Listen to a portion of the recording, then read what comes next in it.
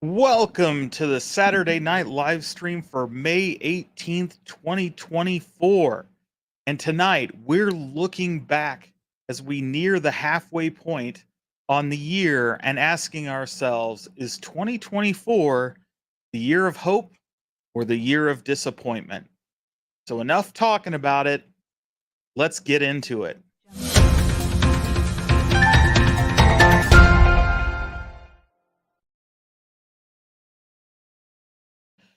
Hey guys, I just wanted to thank everybody for joining us tonight. I have to start out by saying I am completely exhausted. It has been a really busy week and it started off with a bang. And I want to give a shout out and catch you up on all the things that's happened this week. And I want to say, first off, it started just over a week ago when I was fortunate enough to get the Golden Tee Deluxe apparently before other content creators and was able to get a review out. That review turned into somewhat of a meme. So if you haven't seen it, be sure to check the channel. It was fun doing that review and having that opportunity. And I'd love to see you guys check it out if you haven't already. Then we started off the week with a bang, and I see Biggie D's Arcade is in the house, and we joined Biggie D last Sunday along with JR, formerly known as Console Kits, and we had a great discussion. If you guys did not have a chance to see that, be sure to check it out. It was a very good discussion, very good show, and I hope you get a chance to watch it, or you did watch it live when we were on. It was awesome. And of course, as everybody knows, we had the big announcement that we've been waiting nearly or just over 5 months for from New Wave Toys and Glenn's retro show. And we did a live simulcast reaction to that announcement with the Cornercade and oh man, Gamer's Garage. Just my brain just stopped. So while I was doing it on location at a different place and didn't have the right equipment, it was somewhat choppy trying to have multiple streams with different people going at the same time. and but it was definitely a fun experience, and it was fun to get a chance to play with that. And obviously, that we'll get more into that announcement as we talk today. But again, you get a chance to check those out. You can see it on my channel and Cornercade's channel, and it was a lot of fun. And then last night, we had another great opportunity to sit down with the Cornercade, and it was a late night with the Cornercade, Bill's retro gaming show, and of course, Glenn Retro Show himself, to talk with him about the release, get his opinions on the reactions to the release and what we may see in the future from that collaboration and from Glenn himself. So that was another great discussion, and we know it was pretty late last night, but it is like I said, it was a great discussion. I thought it was very entertaining being part of it. But I would have loved to have been you know, been a viewer myself because just to hear what Glenn was talking about. So if you didn't see that one either, go check that out. And I just wanted to shout out everybody that had me on this week. It was a ton of fun. It is exhausting. I'll say that doing so many shows, but it was a blast. And again, and Papa Brad, I assure you, my hand is not broken. So I want to take a moment to thank everybody for being here tonight. We have Decadent Dave, who was first on the clock, and he's already weighing in and thinks 2024 has been very disappointing so far. And of course, the man, Jason Lil Alien, appreciate you being here tonight. Zero Redux is in the house, begging for a John D exclusive. We also have Stupid Fat Hobbit getting tired of waiting for Arcade 1 Up, going back to the classic arcade one up releases, those shark fin designs, the things we can't just get anymore, like Space Invaders. And he scored a hell of a deal picking one up for $85 off of Marketplace. So, congratulations to him. Stock Jock is in the house. And of course, Biggie D, thanks for joining us. All entrenched in those NBA playoffs. Of course, Zero Redux.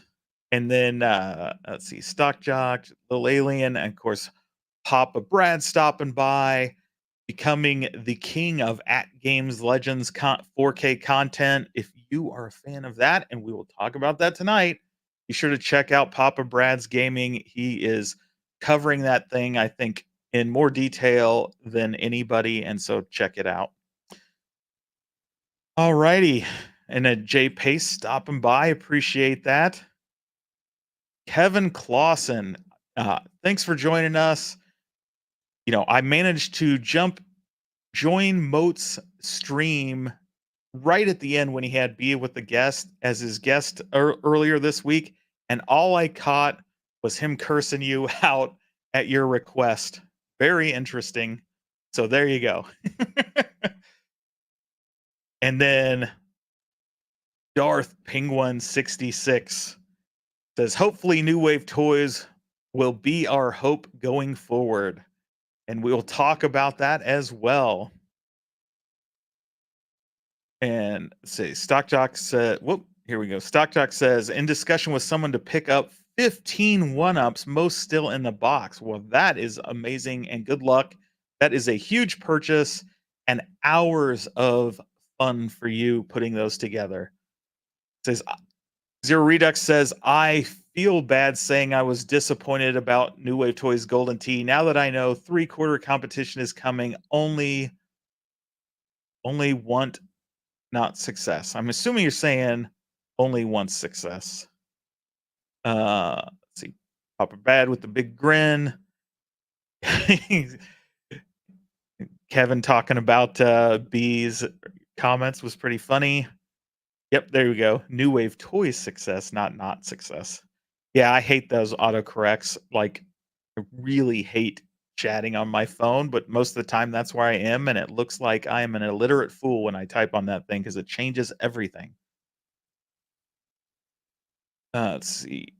Yeah, have mercy on your soul. So true. That's a lot of assembling. Yeah, share the wealth. There we go. And JPace, make some content, Stock Jock, out of that 15 pickup. Absolutely. That would be fun to see. I would love to see the giant pile of A1 ups that you're going to have in front of you. So I guess let's just get into it. So give me 1 second here.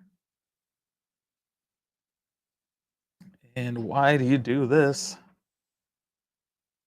Stupid channel. Where are we?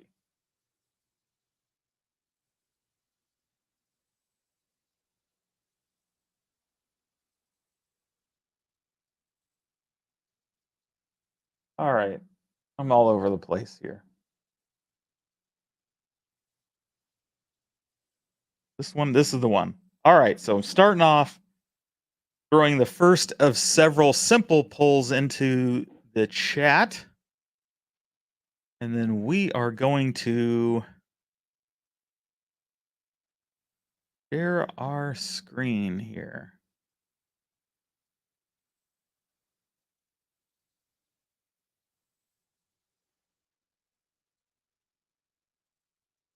Okay, first up, let's talk about Arcade One Up. As all of you know, as we left 2023, we had just seen Arcade One Up release 13 deluxe XL cabinets over the prior year.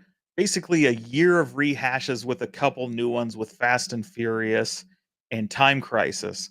So, coming out of a year where we saw lots of cabs release and vast majority of rehashes, it was labeled 2023 the year of the deluxe. But we were treated with a leak list and told by those working with Arcade One Up that 2024 was going to be the year of the XL. Well, here we are. It's halfway through May. We went all the way through quarter one, halfway through quarter two. And what do we have to show for it? Two rehashes and a yet to be shipped stool. We have the X-Men, of course, 97 MVC2. Uh, Seems to have been a success for Arcade One Up, but not something the vast majority of us have had interest in because we either bought the MVC2 just barely a year ago or weren't ever interested in that game to begin with. Then you have Golden Tee Deluxe, which is simply a exact re-release of Golden Tee XL in a smaller form factor with a smaller screen, hopefully better trackball as time will tell. But that's it. That's all we've got is those two things. We've got no hint of anything really new. We've gotten some leaks, potential leaks, but from Arcade One Up themselves, we've heard nothing. We have no idea what's coming. And it's safe to say our hope for the year of XL has been completely dashed. Not just dashed, smashed to bits upon the cliffs, right? So, do you guys, and that's why the poll's in the chat, do you still hold out hope that Arcade One Up is gonna to bring the goods? Are they gonna be able to bring us some XLs? Are we gonna get a Miss Pac-Man XL? Are we gonna get a Berserk? Are they gonna get us that leaked Alien versus Predator? Or are we going to get track and field? Are we gonna get anything new at all? Street Fighter 3, Third Strike, Street Fighter Alpha, anything. I will say it's not just those two cabs. I guess they did release spectate mode for MK2, but as of yet, we've gotten no discount for MK2 Deluxe. So for those people who waited, you're stuck paying full price still. So, you know, is what it is. And of course, we heard lots of challenges when when that first came out, trying to do tests for people of still nobody in the lobbies, but we know the lobbies are a little more active now. But it's safe to say Arcade One Up didn't even really push that update. They didn't market that it was out. They didn't brag about it. It just kind of silently was floated out there. But so far, that's where we're at. And so it's very frustrating in my opinion, and I'm sure your opinion too. It's all we've talked about on these channels is how Arcade One Up just isn't doing anything. And of course, Cyan Spirit says, but Cyrus said, yeah, Cyrus stopped talking, so I don't know what he said other than uh, we work at Arcade One Up, so of course we wear Arcade One Up swag. I think that's about the only thing I've heard him say all year. Zero Redux says One Up was watching last night. Expect a response from their team. Yeah, we will see. Science Spears says Cyrus Schmyrus, he's a puppet. Kevin Kloss says, I don't realize that PJ Washington can ball like that. I guess we are still talking NBA. Stupid Fat Hobbit says, I think the attempt for new is there, but retailers aren't buying, and A1 Up doesn't want to sell them out as the reason, hence why they remain silent while taking the blame. Absolutely positive.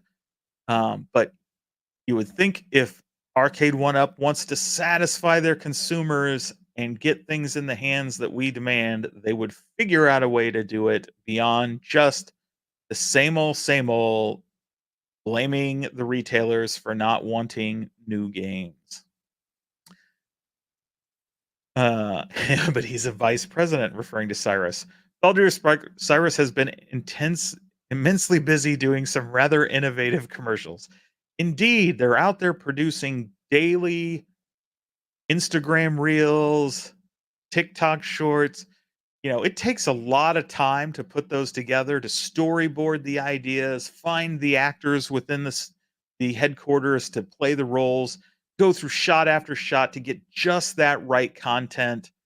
And hey, you know, there's not much time for getting new games out there when you got all that important social content to get out there.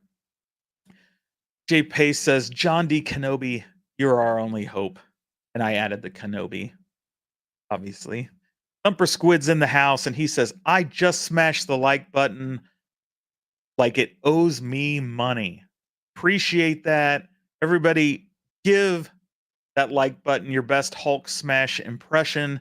If you're new here and you're not subscribed, and by my analytics, at least 2/3 of you are not, hit that subscribe button. I would sincerely appreciate it.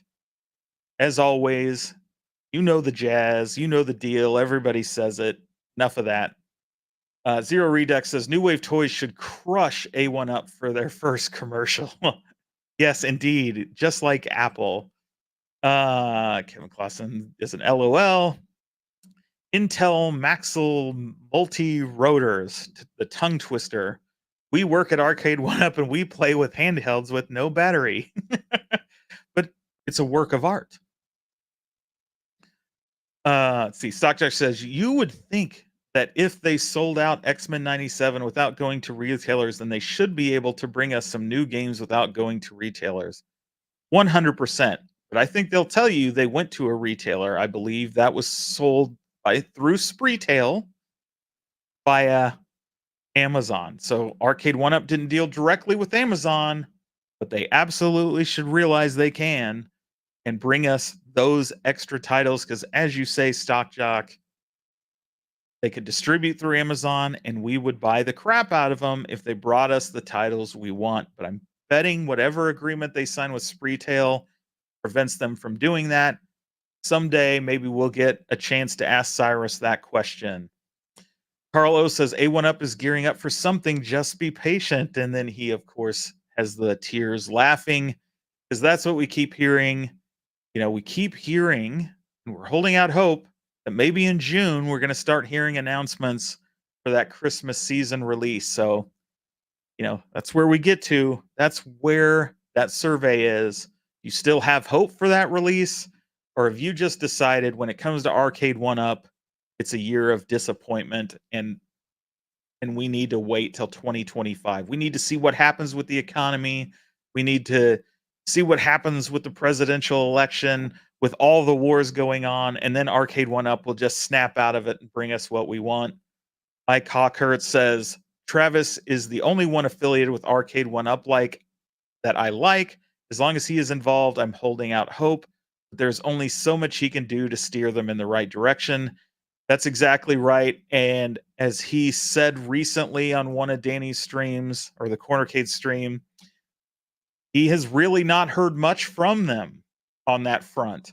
That they reach out to him when they want to get his opinion or input on something, and they really haven't been reaching out all that much. So, and he's obviously clearly frustrated with the person running their beta test program, and he has bailed on that. So from that standpoint, he has disconnected with Arcade One Up, but of course he is still involved as their community consultant. And get this man to 500 hat tip. Appreciate that Zero Redux. Not liking Arcade One Up this year at all.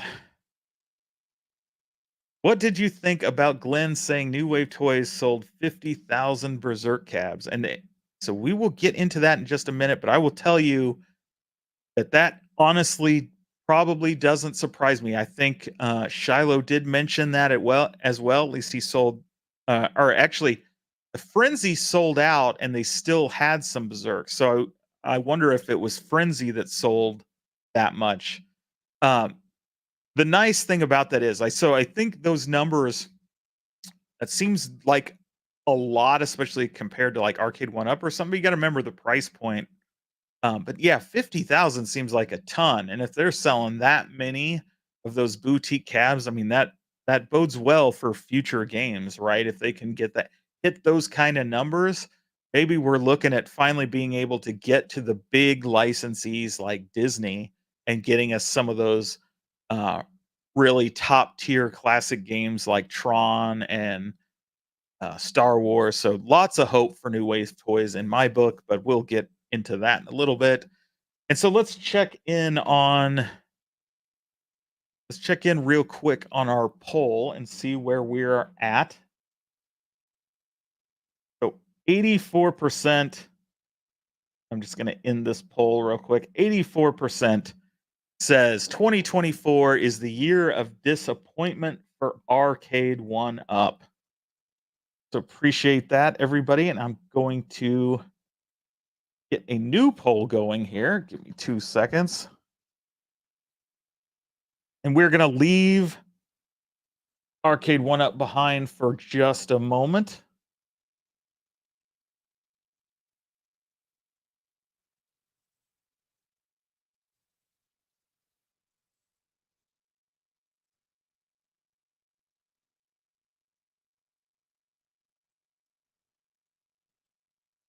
And of course, we're going to talk AtGames.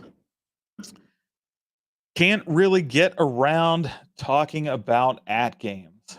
What at one point was really going to be a bright, shining light for 2024 with the AtGames Legends 4KP has really run into some issues. So not only did it launch a little late, but they really worked hard to get close to the time they said they would ship.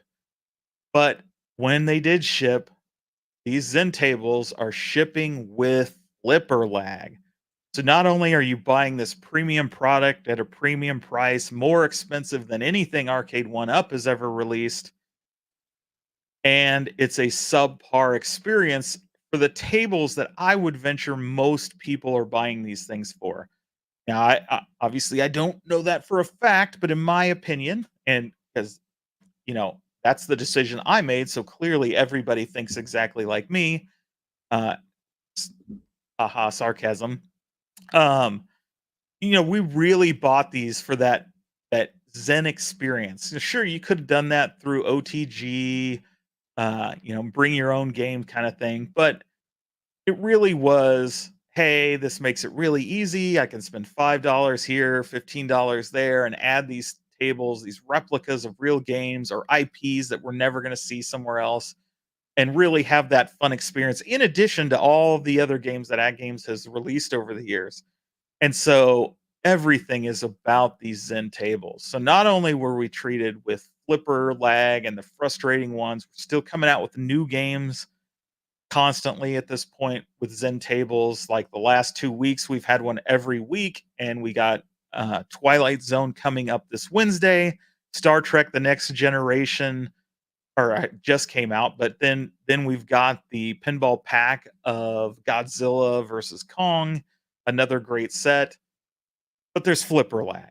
Now, AtGames has worked on it. They've made improvements. We know there's a big update coming at the end of the month that maybe will give us even more flipper improvement, but that's disappointing. And here we go. We mentioned Star Trek: The Next Generation because now we have a table that is probably the best of the bunch when it comes to flipper lag, though it is still there. Yeah, it is certainly better than the rest, and in my opinion, if you turn off all of the visuals, all the extra visuals, I think Adam's Family plays really well. I think, Attack from Mars plays really well, uh, and then, obviously, Star Trek: The Next Generation plays well when you've turned off all the visuals. I think that flipper lag, even though there is some there, is so minor, it's not hardly noticeable. Now, if you have the visuals on, it's clearly noticeable. You can see it. It is frustrating. So there's a lot of confusion. I know a lot of people talk about some people saying, "Hey, it's gone." Some people say, "No, it's clearly obvious." I think the difference is there is people have different levels of the visuals turned on, whether it's the scoring or the full other aesthetics with the animations and everything, and that provides a completely different experience. You got to turn all that stuff off for now to have the best experience with each table. But when we come to Star Trek, really the first uh, pinball pack that is a premium price, $15, you only get one table. the graphics are meh.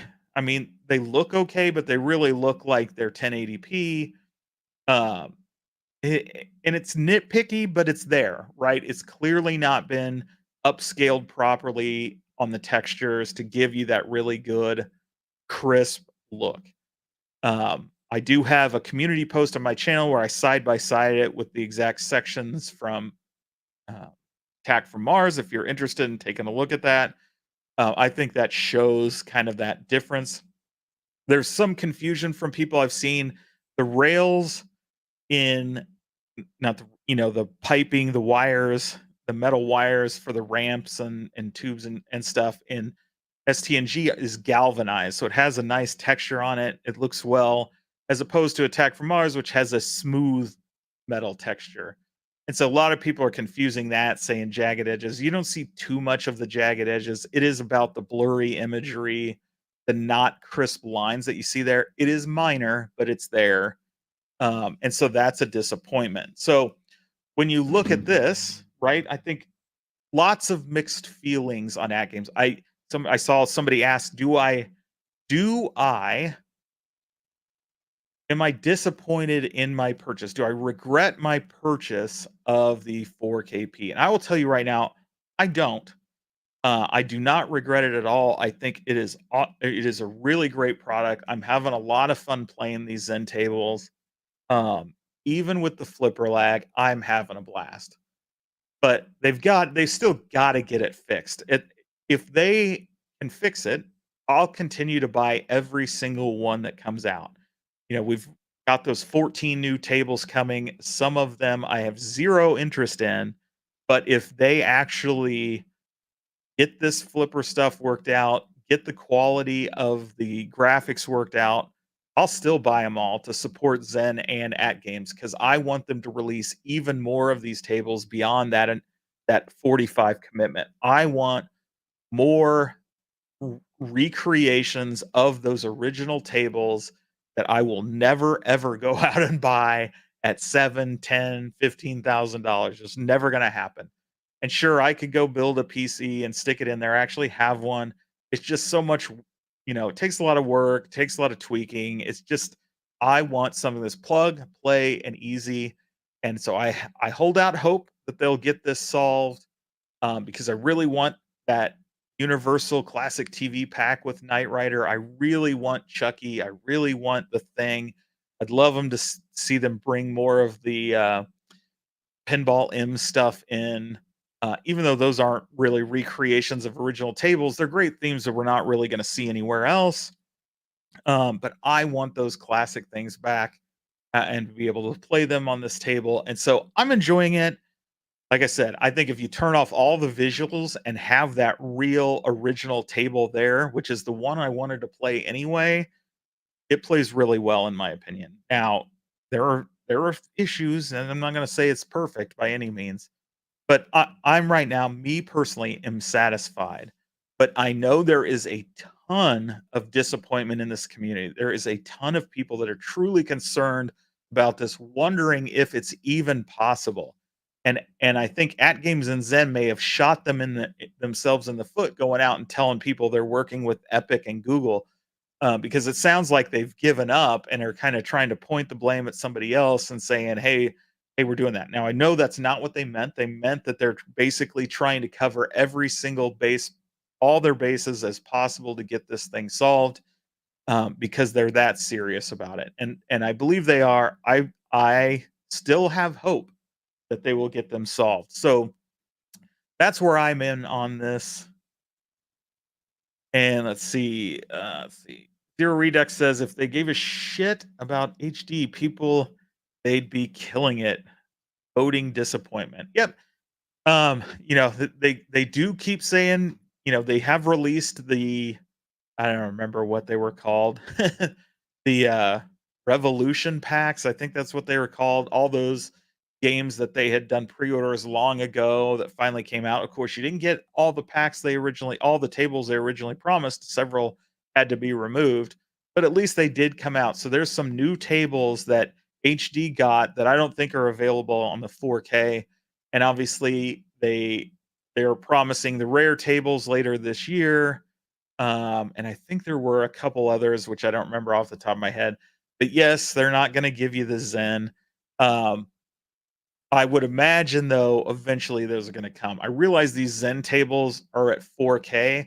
It's not like you got to get the 4K version running on the HD. You know, they could do.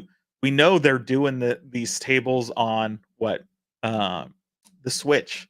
Well, the Switch isn't even 1080p or anything. So if they can run them on the Switch, they can get them running on the HD, but it's probably gonna take a lot of convincing by the community. It's also gonna probably take 4K doing really well, and they're fulfilling their commitment to Zen so that Zen has interest in also doing the HD version, right? Because Zen, I'm sure, doesn't wanna go invest to develop on the HD if they're thinking everybody who owns an HD is just gonna upgrade to a 4K. They really need to see people that have not made the switch and have no intention of making the switch to 4K really showing they would embrace Zen moving over. That would be my recommendation if that's you. I do have the HD. I have them both. I keep different games on both so that I have a reason to continue to play both. I think they're both good. Great, great, and for me, totally worth the investment. But that's that. So they didn't have the best launch, but I trust they'll fix it. Absolutely, couldn't agree more. The technology is going in the right direction with more bells and whistles. Absolutely. I mean, adding the SSF kit, the knockers, like they're really trying to build a premium product with this table. And I would imagine even if they've got to figure out some technical way to fix it, meaning some kind of new hardware that that needs to be added to fix it. I'm not saying that's happening, but even if it gets that extreme, I'm betting AtGames is going to make that kind of investment to ensure that this thing is perfect. And of course, they've done that kind of stuff in the past with their different versions of the ALU and stuff like that. Says, I do think they need to give HD more love. It will be good when Natural History. Yeah, that's the other one I couldn't think of. Natural History too. Yeah, and I couldn't agree more. Quite frankly, since I owned the HD, they did nothing. I think all last year, what was new last year? They finally released the Dr. Seuss packs. I think that was like literally the only thing new that came out all of 2023. So I had bought mine at super discount at Sam's Club at just after Christmas in 2022. And really, my only opportunity for new games were those Dr. Seuss packs. And so I feel the pain for people that have owned the HD for even longer, that they just really haven't delivered crap in essentially a year and a half, right? So, and of course, there's the question I saw earlier, and as I mentioned, I do not regret my purchase. I call BS on HD not being able to play. Absolutely, that's what I kind of talked about before. Doesn't need to play the 4K versions. They can run these tables on the Switch. They can get them running on the HD. I just right now it's a business decision. I guarantee it. They want these tables exclusive so that they can move those 4K tables, and they're thinking, which is why they kind of didn't do the upgrade kits for the HDs, right? They're thinking it wasn't. Their thinking is it's probably not worth the investment, and that they think most people will upgrade to the 4KP. So it'll be interesting to see how many keep and stay active on their HD and don't make that upgrade. That will actually help convince them to go further. But at the same time, they need that 4KP and those Zen tables on 4KP to sell well in order to say we want to support both lines for a long, long time. Like Hawkert says, I was planning to wait on a 4KP for the right skin, but I'm moving into a new home a lot sooner than I thought, so I'm ready to buy the minute that they get the flipper lag figured out. Yeah, that's a good decision. The only obviously I think the tack from Mars table looks really good. The only thing I have with that is there's been a lot of different attack from Mars kind of things out there. The one I really, really, truly wanted, um, since it's a real table, was Twilight Zone.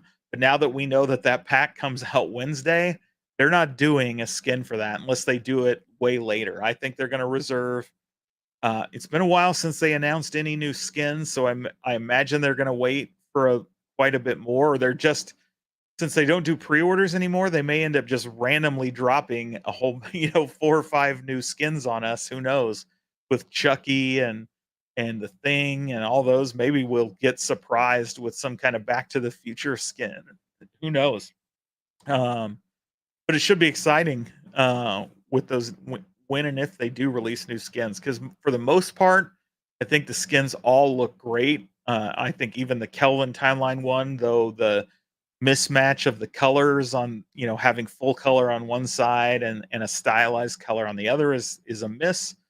Uh, it still looks good. The art still looks good. These tables are a big step up from what they've done in the past, and even the stuff they're throwing around with that 4K ALU, like these are significantly improved versions of all anything they've done in the past, graphic design wise. So they look great. I'm in both the HD and 4K camp. I having 3 total. There are some tables coming later this year to the HDs. Yep. As I said, I'm with you, Carl. I've got both too. I have no plans to get rid of my HD. I just need some compelling content to play on it. And for me right now, it's those older tables, right? The recreations and stuff they had from Zachariah and Gottlieb. Like I do play those on there. Uh, I want the real tables that I can play. Me personally, even with Zen, like I find the native visual pinball games not as compelling. I don't know what it is. I don't know if it's a psychological thing with me, but I feel like they're vastly different. Like it's not like they design them as a real pinball and then just virtualize them. And I don't mean they actually make a pinball, but use the same kind of design techniques. It's like they kind of leave all those behind and they all feel like more, I don't know what it is, feel more boxy and less like a real pinball table. I don't know how to put my finger on it, but the feeling on those, like I can totally tell how clearly obvious it is between a table that was designed specifically just as virtual and one that's real. I just don't know what it is, if it's the game designers behind it all or what. But it just for some reason I can feel it. Yes, I feel left out after buying my HD. 100%. If the Zen tables were an FX3, they could play on the HD, but FX needs a lot more horsepower to run. Yeah, well, so to be fair, the computer I have hooked up to that stuff has an extra 3080 that I had in it. So I have way more beef in that than it probably needs. Obviously, when crypto mining kind of went bye bye with Ethereum, I had some extra high-end video cards that I was able to put for silly projects like that. But I realized that for somebody to go out and buy that stuff to run stuff that at that high end is a total waste of money. Don't do that. um, yeah, I really honestly debated just selling it and doing some selling the video card and doing something else. But since I had it, I was just like, whatever. I'll just make this my AtGames HD OTG box. But I find myself never even really using it. So, uh, true, Papa Brad. Uh, Nat has two is something, but at least natural history too is something, but at least give us fishtails. Yeah, I love playing Next Generation with the visuals on. Yeah, honestly, I think it plays well enough, and I started playing that way, but I turned it off just because all of them I wanted them off to see how smooth they ran. I liked playing Attack from Mars with the visuals on. I mean, they don't really add that much. That extra spaceship that flies overhead. It also, of course, turns the flippers a different color. The ship the panels are colored a little different. Same thing with Next Generation. For some reason, that Borg ship or whatever that is in the middle is a darker gray. Some of the reasons I don't understand why they put the extra visuals on because they don't really do much. But with the visuals on Star Trek, obviously you get a lot more cool stuff like the shuttle flying around and things like that. But I like the visuals on those, but I also like playing it native. So I like to have the option, and I hope Zen gets it and AtGames get it fixed so we have that option. Stormy Daniels pinball would be cool. Maybe.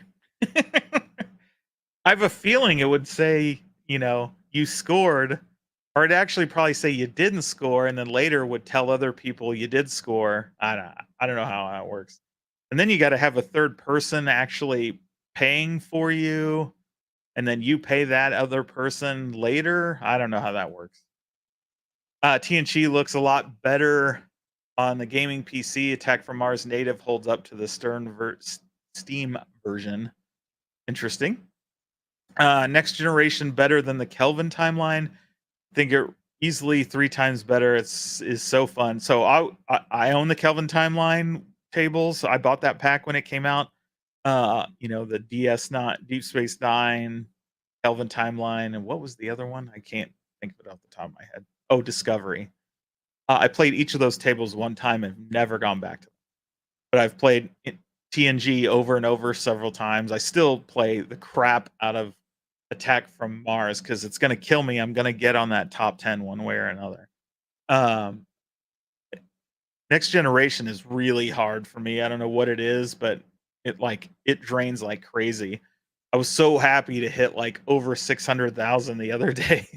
And of course by the time I hit there, everybody else is who really knows how to play the table like blew that score away. But um like if the real table played like that, I would never have put quarters in it because it would be a money cruncher for me. Like this Zen one is insanely like I maybe get 10 seconds on the ball, no, and it's because of the way I play. I'm not patient. I don't like to just sit and hold them and really take my time. And that's my problem because Star Trek is clearly a table that you have to play that way. It's designed to play that way.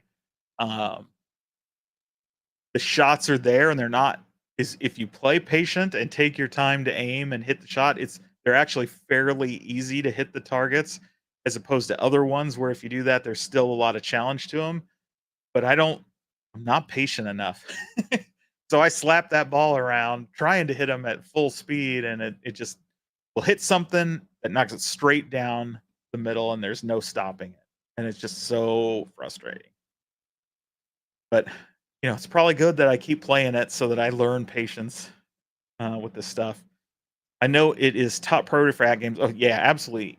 How can it not be? Because they know people won't keep buying the stuff, and the sales won't happen the way they want if they don't get it fixed. So I'm sure for the team working on these, they are going all out to get it done.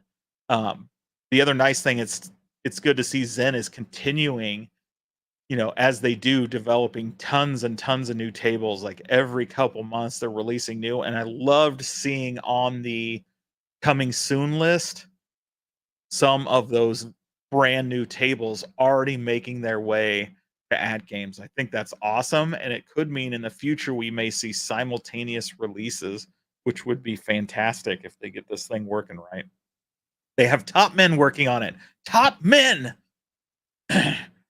Wish each table was $5 each. 15 is too much. Oh, absolutely. Who wouldn't want them as cheap as possible? I think 15 is clearly a licensing issue. Um, you've got real voice actor recordings in there. You've got obviously their likenesses. Probably a pretty expensive licensing for Zen to do. I mean, and compare that to the other Star Trek one with Kelvin and all that.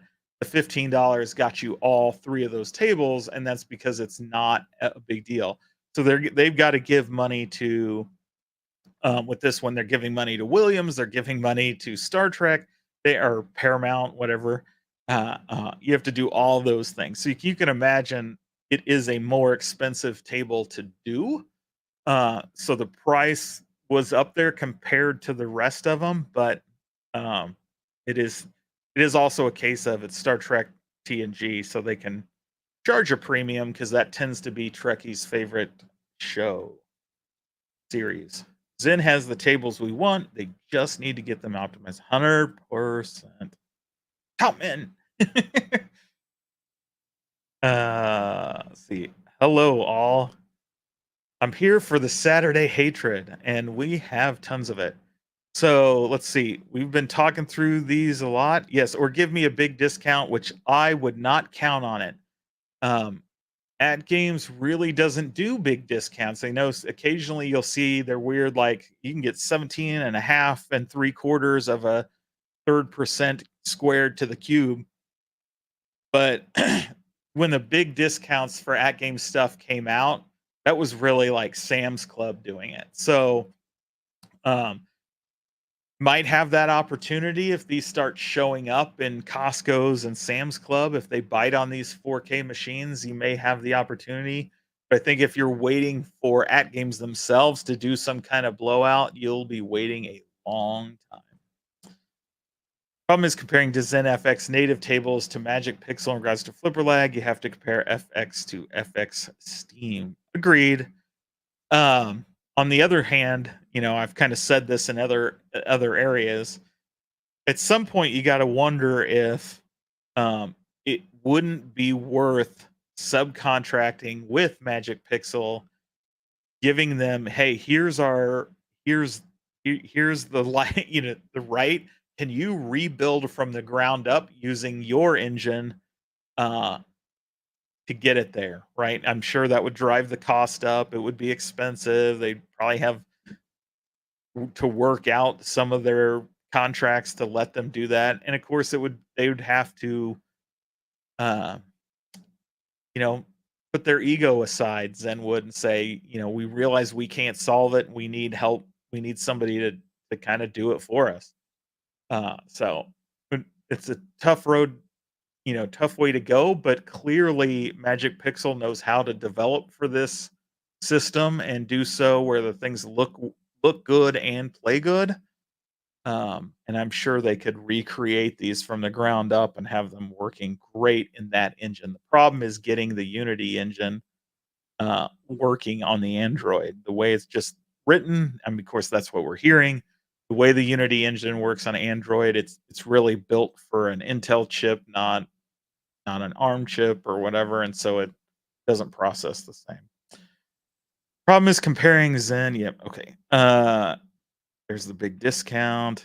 All right, so let's go over here and take a look at our poll in this. And of course, little over a third of you, close to 40%, say they still have hope for AtGames in 2024, but still pretty negative, right? 63% saying it is the year of disappointment when it comes to Arcade One Up. And hey, Stardust, thanks for joining us. Stardust 727 FLA. What is the FLA? I need to know what FLA is. 727, I assume, is a plane. And then everybody's giving the shout out. And then C North has popped by. They will sacrifice graphics for gameplay because this hardware ain't running these tables. Thus, no point for 4K monitor. The project was too ambitious. I'm honestly a little bit at that in agreement with there. I've had some conversations with people in the AtGames group. I think people talk about, well, the chipset on here is capable of doing all this 3D and on one hand, I'm like, maybe. I mean, it obviously doesn't have the kind of tensor cores a true dedicated GPU does. But they've complicated it beyond. It's not just can this chip run a 3D 4K game. It's can it run a 3D 4K game? Oh, and run another monitor. Oh, and yet another monitor.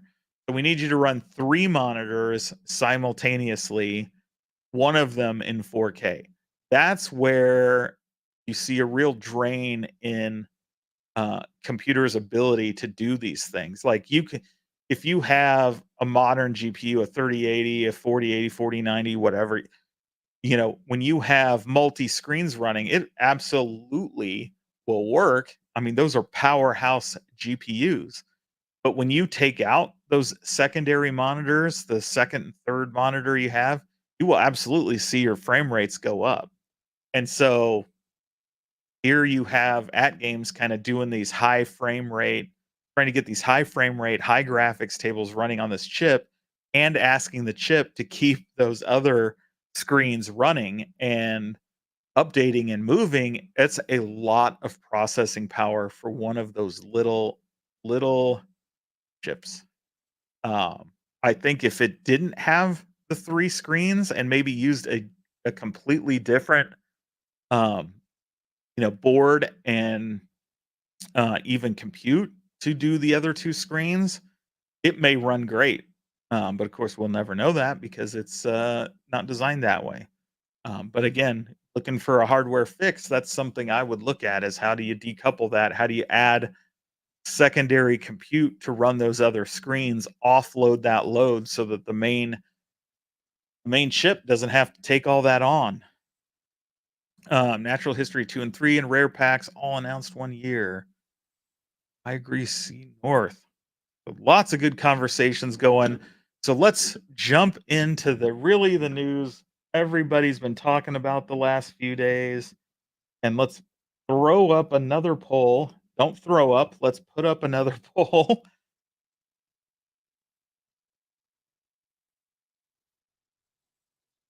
for these guys.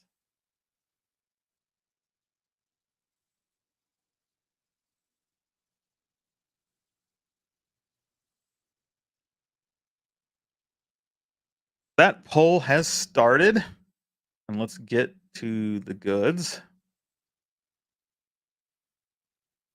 Come on, advance the slide, you stinky thing. What is happening? There we go. I'll just do it that way. New Wave Toys, Glenn's Retro Show, Golden Tee 3D 1/6 scale with additional control panel with the full size controls on that control panel. It's safe to say, as we again coming into 2024, coming out of 2023, everyone was hoping, and as we got further and further into the year, everyone was putting on more and more hope, more and more pressure and desire that New Wave Toys was going to release a full scale, full size, or near full size arcade machine and finally bring a competitor, a direct competitor to Arcade One Up, and bring us replica machines. And it didn't happen. And I think you saw a ton of, I think there's really, with their release, I think there's really two primary levels of disappointment. I think there's a couple other ones, but the two big disappointments were, I think, in my opinion, the two big disappointments we see in the community is it wasn't full size. We didn't get a full size. Thought we were going to get a full size. That really, really crushed people. Uh, um, and I don't think there's anything that New Wave Toys could have released with Glenn that wasn't full size, that wasn't going to be met with huge disappointment because a lot of people had pinned all their hopes on New Wave Toys and Glenn because they're two companies we all know, quite frankly, completely kick ass at what they do, high quality, great stuff. And so everybody was just like, oh, this is going to be it. We're finally going to have that competitor. And it didn't happen. So I thought you saw a first wave of disappointment from that. Then I think you have the next wave when it became clear that that's what we were getting ahead of the announcement. I think a lot of us, like, and I'll put myself in this camp, while I was disappointed it wasn't a full scale cab, I still am a big fan of New Way Toys. I love Glenn's control panels and sticks and all his the controllers and stuff. I've talked about them several times. So I thought, oh well, it's clearly a Golden Tee, as was rumored.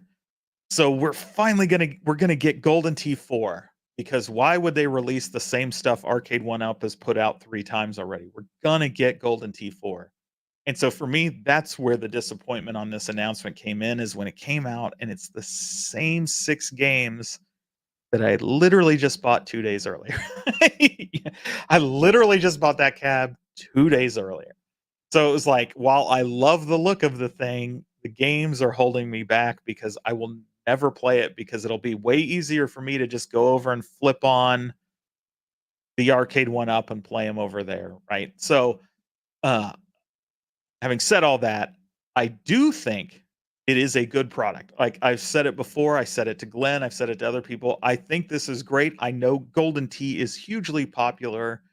I've talked about it before. I think I knowing executives, golfing, Golden Tea, like I can literally see this selling to thousands of executives at different organizations just to have in their office as a talking piece to be able to plug it in and turn it on.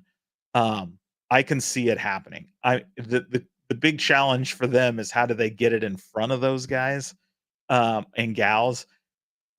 But if they can get it in front of them, if they can get that awareness out, I think this thing will sell like crazy, right? Which is good for us because it will come in. And if you missed Glenn's show yesterday, if you missed uh Super Game Room Dudes, if you missed Cornercade, then you missed Shiloh confirming they're 100% doing a full-size cab. Now, they didn't tell us what it was gonna be. They didn't even tell us when it was.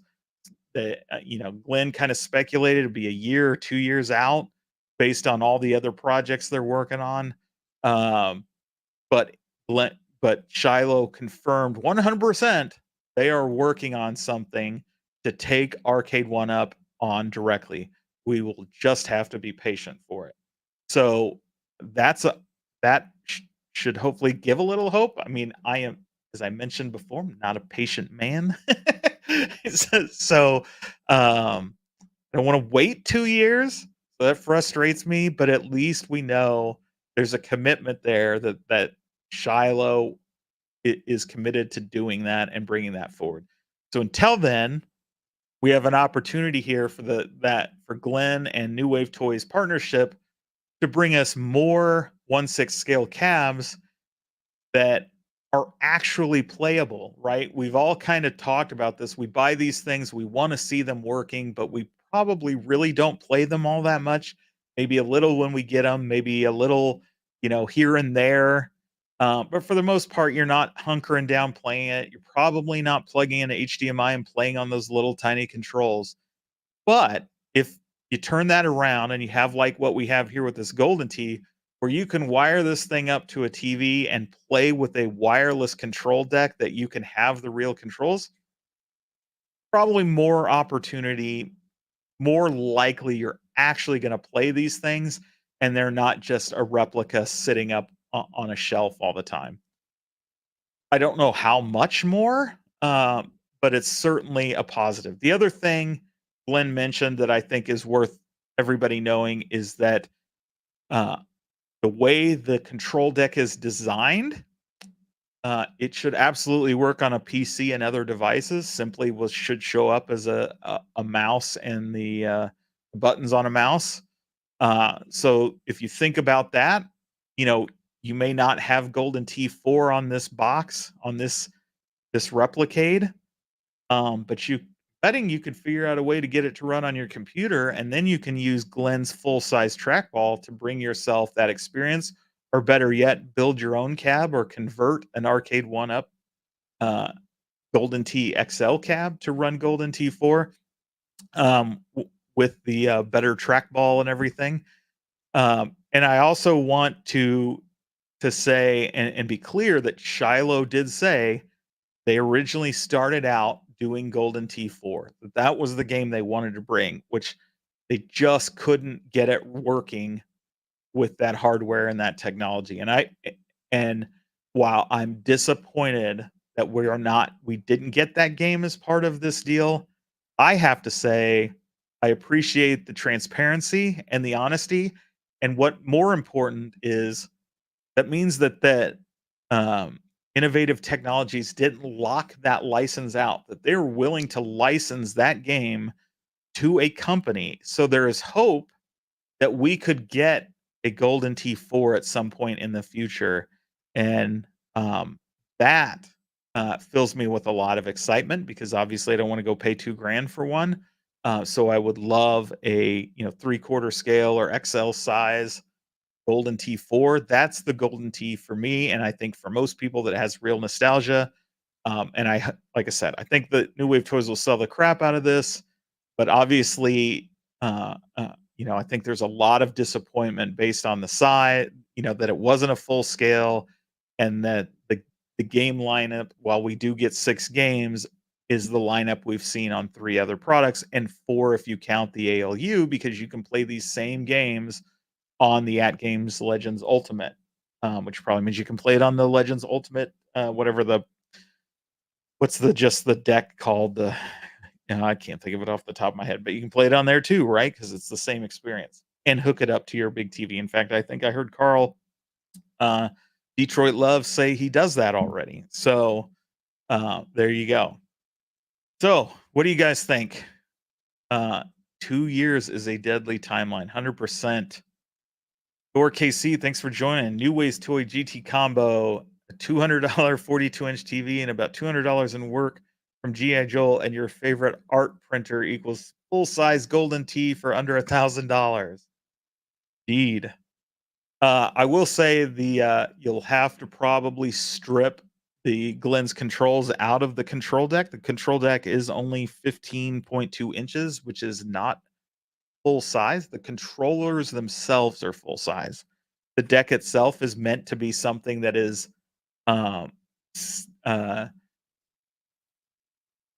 not too big, so it's hard to store, right? Because you're not probably going to have this thing sitting out all the time, but big enough that you have those real controls that you can have the real experience.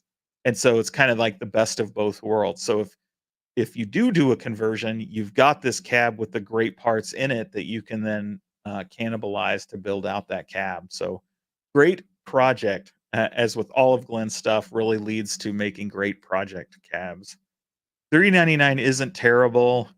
They got to make a profit between 2 companies. You could flip a coin, and really, again, it goes to say, with you use that golden 35 on the pre-order, you're really talking 320, right? And then shipping. So I know shipping has been controversial because depending on where you are, my guess is I don't know if these will ship in a single package or you'll get 2 different packages, maybe shipping from different locations. We'll have to see when people actually start getting theirs.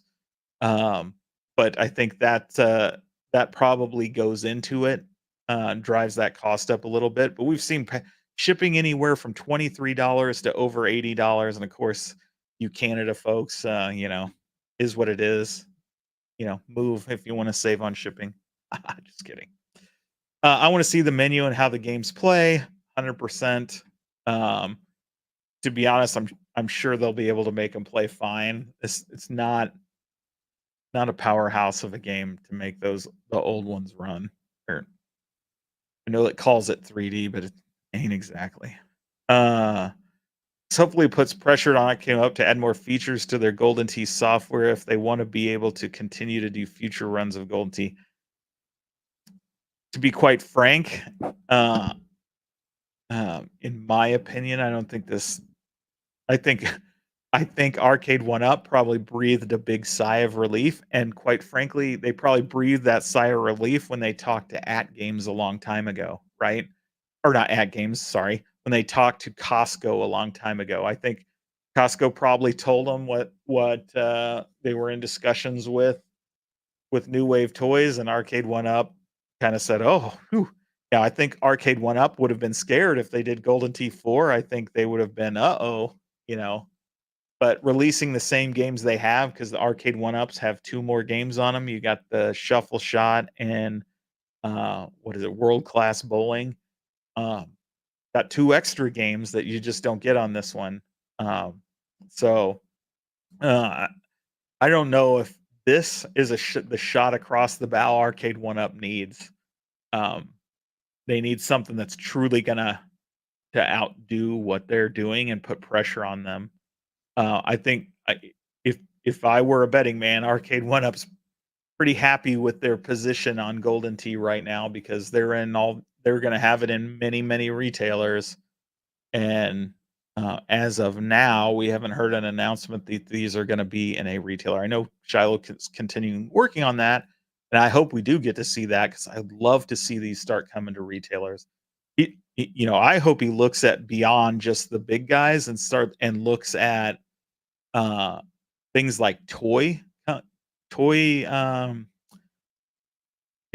retailers, because I think these are super cool and, people call them toys, but toy stores are very of course, there's no real major toy stores like Toys R Us anymore. I'm talking about, guys like Attorney of Dreams and stuff like that, where they have lots of vintage toys and some newer toys, and they have all those 1/6 scale figures. So those guys are all gamers, and their customers are all gamers too. Like I think this stuff would sell well in a place like that. And of course, they do carry newer stuff. And if it's pitched as a toy and a toy replica, I think, all the New Wave Toys collabs would be great in a direct to consumer that way. And so whether they think about working with, Entertainment Earth or Big Bad Toy Store, I think there's an opportunity there for New Wave Toys to move outside of your big box retailers and say, "Hey, there's a few huge retailers that focus on toys that these could be huge." Sideshow, obviously they worked with Atari. You can actually buy the Berserk cab through Atari.com. There's opportunity there, but I would love to see the day when I go into a store and there's New Wave Toys products on the shelf. I think that'll be fun. Certainly an opportunity to get better shelf space than Arcade One Up when you have the 1/6 scale. Uh, you build a pedestal for the size of the GRS deck, the width doesn't matter. Yeah, and I'm betting GI Joel is all over the pedestal. See, you think you can make something based off the current GT pedestals that would have a stand for the Replicade where the commercial cab has a cup holder? Yeah, yeah, honestly, I was thinking about that last night when talking with Glenn. Like, what if they came out with, um, working together with New Wave Toys, actually came out with some kind of full-size arcade cabinet that doesn't have any arcade game in it. It has the monitor, it has a spot to mount a control deck, and better yet, it has a spot for the Replicade. So on the cab itself, which you could have designed as in any particular design of a replica arcade, maybe order the graphics for it, everything. But then you actually have this cool little spot where you plug the Replicate in so you can still see it, but then it powers the entire unit. You lay in the control panel for whatever game it is, and now you have a full size replica arcade playing the real ROM on the real screen with the real controls, uh, and you're just making this one kind of universal unit that could be used for all their different products. I think that would be, uh, something I actually might be interested in. I was kind of trying to visualize what that would look like. Where would you put that thing to make it really kind of look cool, but not truly interfere with the aesthetics of the cab? It's an interesting challenge, but I think that would look awesome. But obviously, that's really not New Wave Toys style. They like to do the very authentic stuff, but I think it's something they could get a single unit out there that is a full size cab that allows them to leverage all their different 1/6 scales and of course give people more reasons to buy more 1/6 scales beyond just collecting them and building a shelfcade. Put them to use in that big replica cabinet. Online play for GT seems like a no-brainer. I couldn't agree more. And obviously, with Arcade One Up, they went through the trouble of adding the online scores. They have online and lots of other games.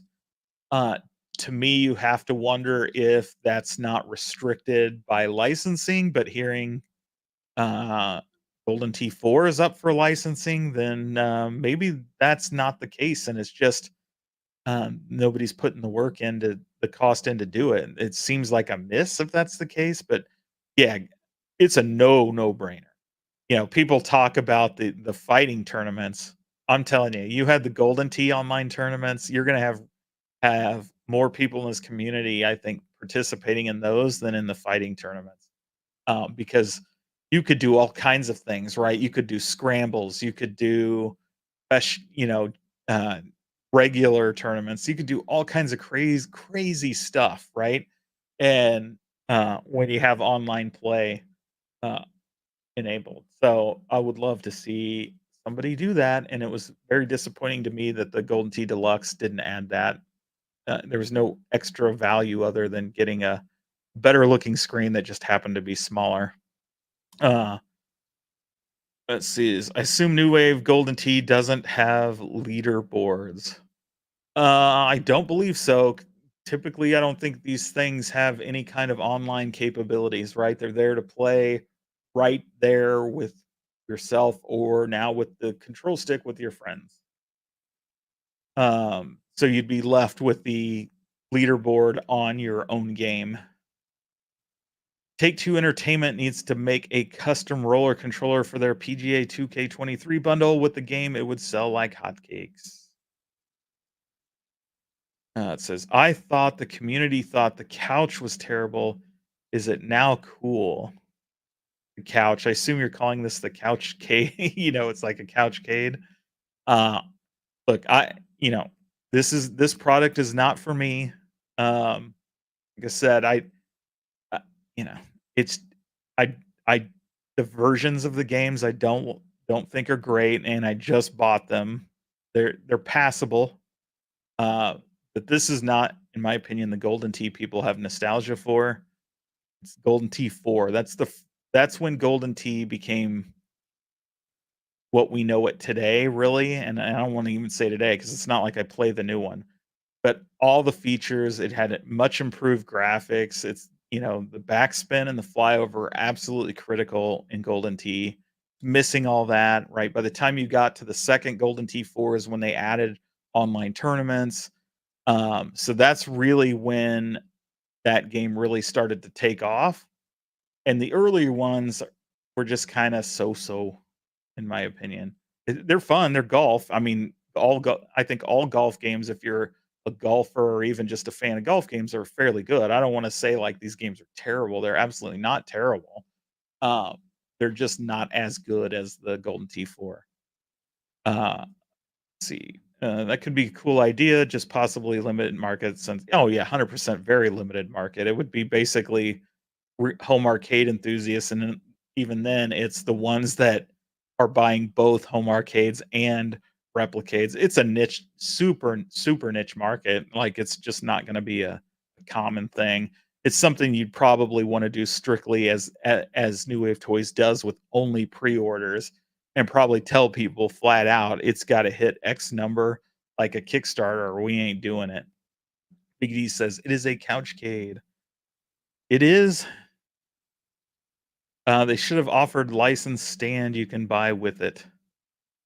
I think that would have just people are already so offended about the, shipping that can you imagine if you throw on a big stand with it, it'd be bigger, bulkier, and more expensive.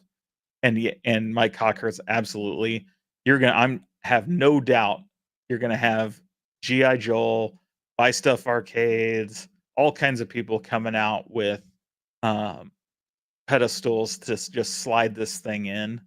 The interesting thing about it, if you look at the prototype pictures, is the menu and start button are on the front of the control panel instead of on the top, which I think is kind of an awkward position myself. You're gonna have to reach around to hit those buttons. So it'll be interesting to see how that goes. And I'm kind of wondering why they didn't just put them at the top over where the left and right rotation buttons are. I don't know why we couldn't have just had them up there above those. But maybe there's something in that area with the battery or something they couldn't fit it in, and that's the only place they could put it. But it is kind of a weird position for those. But still, other than that, it gives you a nice clean look. But I have no doubt third parties are gonna go crazy on this thing. And as I said, like, if this thing works with a PC and all all ideas are on the table, whether you use this to build yourself a centipede or Crystal Castles or some other trackball game. You've got super high quality controls in this, and of course, the only way to get it is to pick up the bundle, so you can score yourself a 1/6 scale Golden Tee replica for the Shelfcade, and then use the control panel to to build a project cab. If we got GT Online tournaments, I'd play for 10 hours each weekend. Yep. Do we, the community, just demand too much? Are we arcade Madonnas? So we're in this group online, right? Is enthusiasts. We're all people that want to build arcades in our home. We have an eye towards a certain product. We have every one of us has our own preferred things, right? So anytime something gets out, you're going to have a large portion of the audience that's disappointed and a large portion that loves it. We've heard mixed with this, just like we hear mixed with everything. Some people like 90s games, some people like 80s games, some people like 2000 games, some people want online, some people don't want online. Some people are okay with custom art. Some people want it exactly like it should be. Some people want a multicade. Some people only want to play the marquee title. So, but the core group of community is going to be the most critical. So, the question when you see this thing is it's super okay to say you're disappointed and this isn't what you wanted, and at the same time recognize that there is a huge audience for this and it will sell well. Um, if it's in front of that audience. And Golden Tee, while it is not a standard of arcades, it is a arcade game that millions and millions of people love. Every year there's basically a new version of this thing released. You've had 20 plus years, well, I guess 35 at this point, 35 years of this rotating through bars and bowling alleys and whatever of people just playing this and making memories with their friends at bars or you know participating in golden tee leagues, which there are many and have been again for 20 plus years. So there are people that are totally going to buy this that maybe don't have a home arcade at all. They just remember playing golden tee with their friends and that's what they care about. That may not be most of us, but there are lots of them out there. In fact, when I mentioned this to people at work, several of them, like, they're not home arcade people, they're like, "Oh, you gotta be kidding me," and they were talking all about, like, how they played Golden Tee back in the day and how much they loved it, like, and it's at a price point, although expensive, isn't all that expensive compared to other 1/6 scale high quality toys if you're just looking at the 1/6 scale cab. And then to tell them they can also hook to their TV and play for real if they pony up another, you know, $100 or whatever it is, after the discounts and stuff, they're interested. I mean, it's a lot of money, but for Golden Tee people, that's a cheap way to get in because the bigger ones, the realer ones, the pedestals out there are just so cost prohibitive for the average person. They're never going to own one that way. But here's a splurge purchase that they could probably justify. So I think they'll be successful. It's just not what some of us wanted. Check out the Retrocade T box. Allows you to play PG a 2K21-23 on your PC. We're demanding group, but I think that's a good thing. Absolutely, because we just help make them better. Gen Z is too okay with everything, including low standards. 100%. I mean, look at game video games in general. This is how Arcade One Up gets away with putting out, thought they could get away without putting out games incomplete like Blitz and MVC2 because it's basically become the norm for AAA games to ship half-assed, full of bugs, day one updates that hopefully will fix stuff. Games that cost hundreds of $1 million to do, they ship essentially completely broken, like when Cyberpunk came out, um, or whatever that other space thing was. Like, it's just become all too acceptable to ship broken software and fix it later. Um, and you know, it shouldn't be. People should not accept that. You deserve more. You should expect more. You should demand more. And the only way they listen is if you vote with your dollars. If you still give in, then they know they can get away with it, and they're just going to continue to do it. Wishing it into existence. World Class Bowlings and Bags edition. Like, I would love Bags. I loved when that one came out. I loved playing that. But it kind of came and went. I don't think it lasted or was very successful for them. But I actually loved playing Bags on that a lot more than I like playing Bags for real. Both can use the same chip in it. Uh, Touchcade was not really a bad idea, but these control decks should have integrated with the projector cade to drop into that pedestal. But somebody can do that, man. They make really, really, really tiny projectors these days that are not very expensive. So if they can buy stuff, they could easily come out with a pedestal with a built-in projector, and there you go. It's right up on the wall. By the way, I'm pushing buy stuff for a 19-inch Wheel of Fortune touchscreen. Excellent.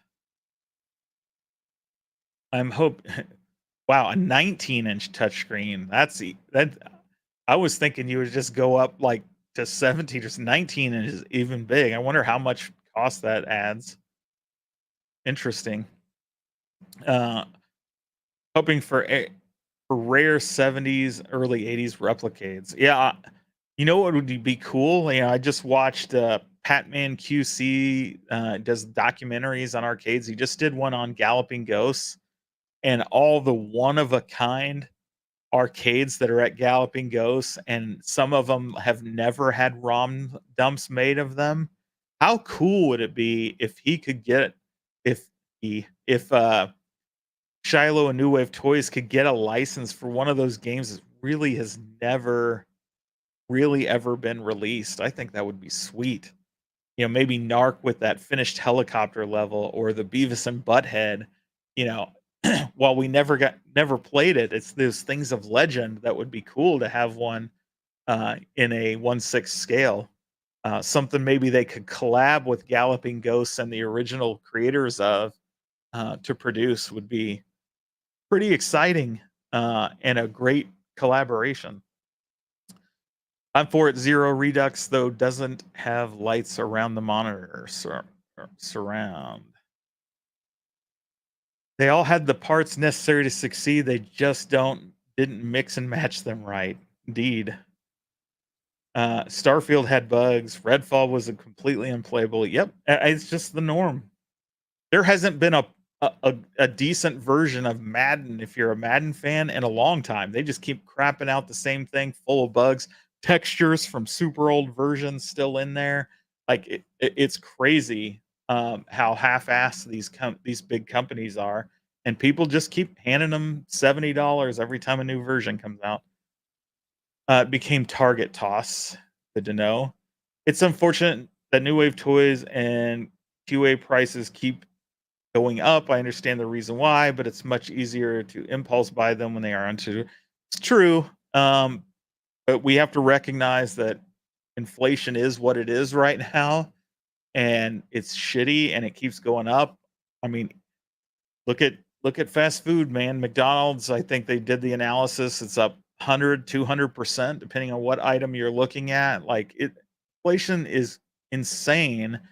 And the fact that these companies have been able to deliver more and better, but I want, when it comes to Arcade One Up, and I don't know about quality, but more close to what we actually want in a replica, um, even amidst all the increased inflation, and keep that price, most of the time under 500 is a testament. And obviously, uh, you know, what New Wave Toys has done, keeping those down in that $200 range has always been a big deal. Clearly the addition of like the LED marquee, the DMD, all that stuff drives up the cost. And of course, he's licensing 6 games instead of 2. Again, additional cost when it comes to that. Had to redesign the whole board, which means more expensive components. And it only came with a $50 price increase. So, um, I think they did everything they could to try to insulate us and go thinner on their profit margins in order to keep that price down. Um, I'm sure they would have loved to avoid it if they could have. Digital bezel are just excuse me. First arcades I played as kids. So let's see what the poll said when it comes to new wave toys and their year. As soon as I find it, because this thing was oh, so 70% hope. So there you go. Like our first flip, right? 70% of people, basically 69 to be exact, are say it is still the year of hope for new wave toys. So that is positive, right? Something positive out of this whole thing, that we still have hope new wave toys uh, can do some really exciting stuff for us in 2024 and going forward. So that is absolutely good to see. So, what is the next one? Let's talk about it.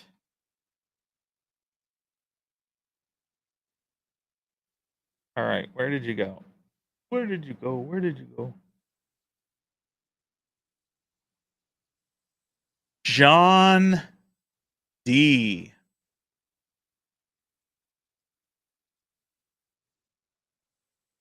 Right? John D. and our is he our hope? Is he our only hope in 2024? All right, mouse.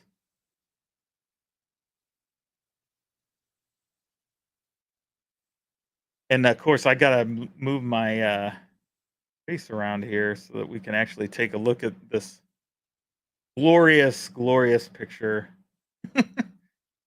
Let's see. Get out over here. Nope. What is happening?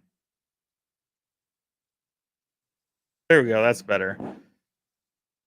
We got the John D. Hope poster.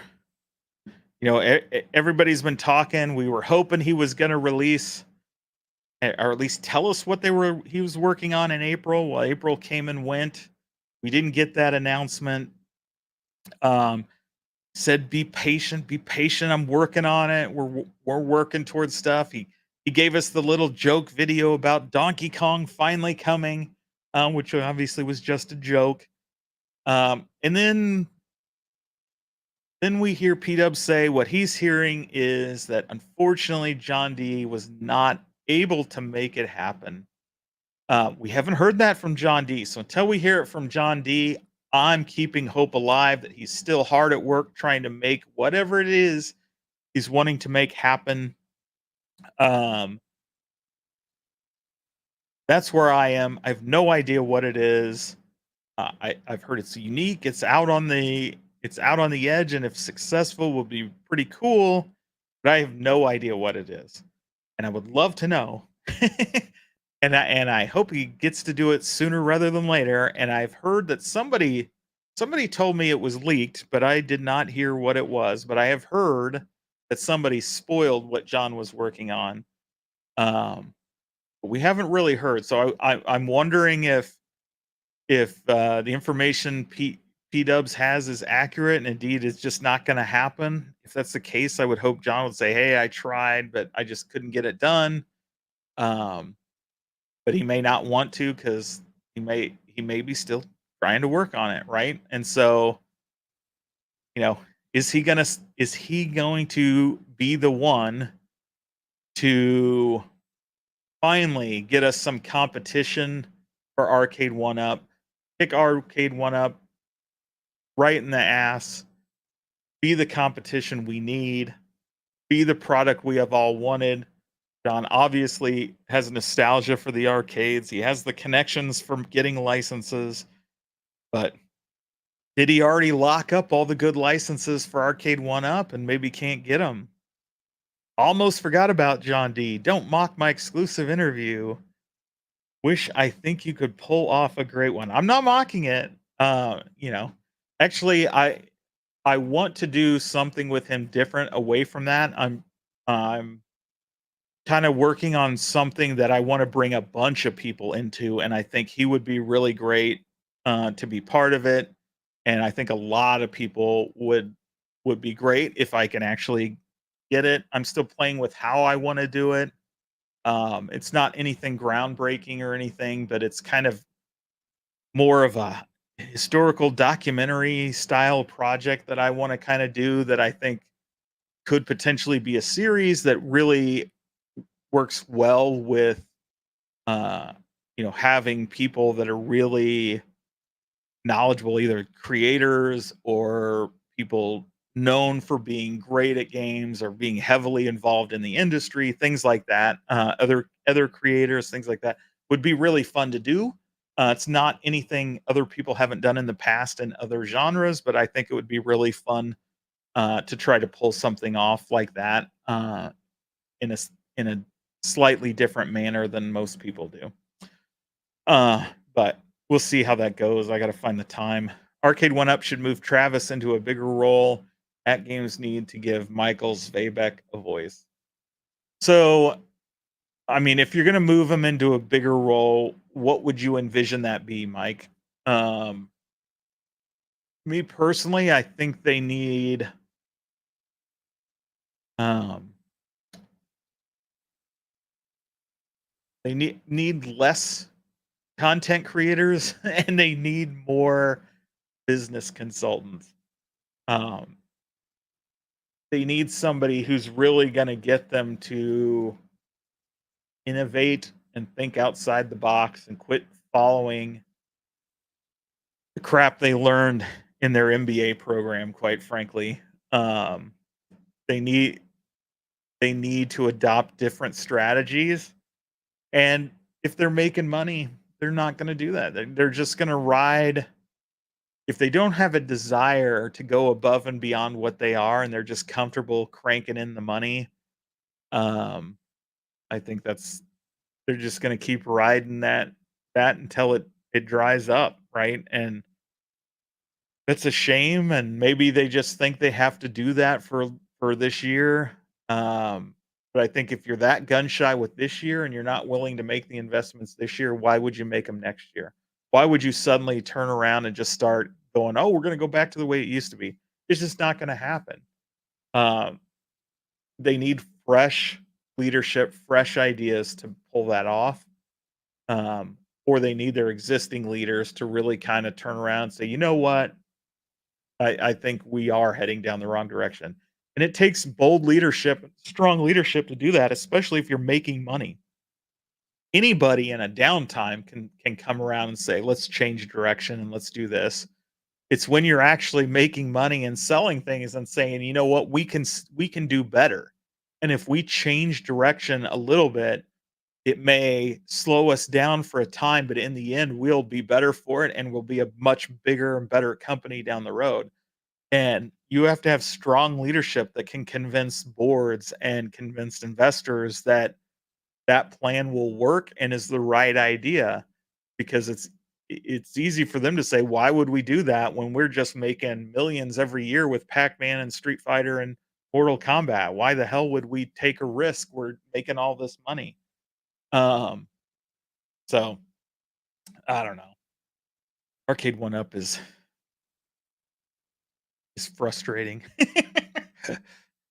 uh, he was going to buy iArcade. Yeah, yeah. I think it's safe to say he's a fairly polarizing picture with or fairly polarizing person when it came to his competitors when he was at Arcade One Up, right? He clearly, uh, and whether that was by Scott's direction or his own, the company's strategy was fairly ruthless, right? It was not really interested in working with other people. They kind of, you know, the stories about, the things they did with Glenn, right? Like, whether it was stealing ideas, right? It's stuff repeated throughout business, right? You hear about these people showing each other things and then them taking the ideas and turning into products. So whether it was the Tron stick or spinners or some of these other things, you hear Arcade One Up doing it. And then on the flip side, They were screwing with iArcade and AtGames by locking up licenses for games they never had any intention of releasing so that nobody else could do it, so that no other company could enter the space and truly compete with them. And it's a business tactic, it's one that works, it's maybe not an ethical one in my opinion, but it's common, it's used a lot. Um, if you're a licensor, I don't know why you would do that. Obviously, they have to give you some sort of guaranteed money, but do you really want your property not out there? I think the only company that would do that is company that doesn't really value their property to begin with and think, well, this thing doesn't make us any money anyway, so why not just give you the exclusive rights and then you not do anything with it because we haven't done anything with it in 30 years. It's short-sighted. I think people have fatigue with the new games. The new games have such a political message in them. New games are they take years to come out. They're often buggy. They're often subpar. There's, you know, quite frankly, very little skill involved. And when they do have skill, people whine about it because it's hard. Like, man, imagine playing some of these old games like, these were truly hard. There was no forgiveness. You get hit once, you die. You die, you gotta start all the way over from the beginning, or you're not getting near the end. Now everybody has to be handheld. They need adaptive difficulty so you can always advance and get through the story, and that's fine. But games that are truly difficult, all the games journalists, like, get all bent out of shape about that it's too hard, so they can't review it and blah, blah, blah, blah, blah. Um so people are getting tired with that, and I think that's why you continue to see retro gaming grow despite over and over people talk about, um, "Oh, it's gonna die out, it's gonna start declining." The difference is that you've gone through our generation through retro collecting, right? Those of us in our 40s and 50s, and then the 30s came in and they started doing it. Well, now you're in the 20s and teens, and they're still buying NES games, and they're still buying these retro arcade games, things they never experienced in their life, and they're involved in this stuff because the gaming experience is just better and it's simpler, and it's not that there isn't valuable new games, but it continues to go the way I think a lot of people don't want it to go, and they're finding new joy in the older games. And I think that industry is just gonna continue to grow, and it's not gonna go away like people think. I don't think it's like toy trains and things like that. That these are, as I think, Glenn kinda said yesterday, and it's 100% true, this is an art form. People still listen to music from the '50s and maybe not so much the '40s, but '50s and '60s, and you find younger people that have an appreciation for that kind of music, and they emulate it and make new music that's inspired by that old music. It's the same thing with video games. We've new modern retro games, right? I just bought the physical version of Sea of Stars from IM8-bit, and you think about all these things that are coming out that are just inspired by all these retro games, and they play in the retro quality. Uh, just yeah, I think there's a huge market there that's going to continue to grow, and Arcade One Up and these are just dumb to try to not really go beyond the three stupid or four stupid cabs we get every year. Spoil it, please tell us. Arcade One Up should just enlist the cornercade.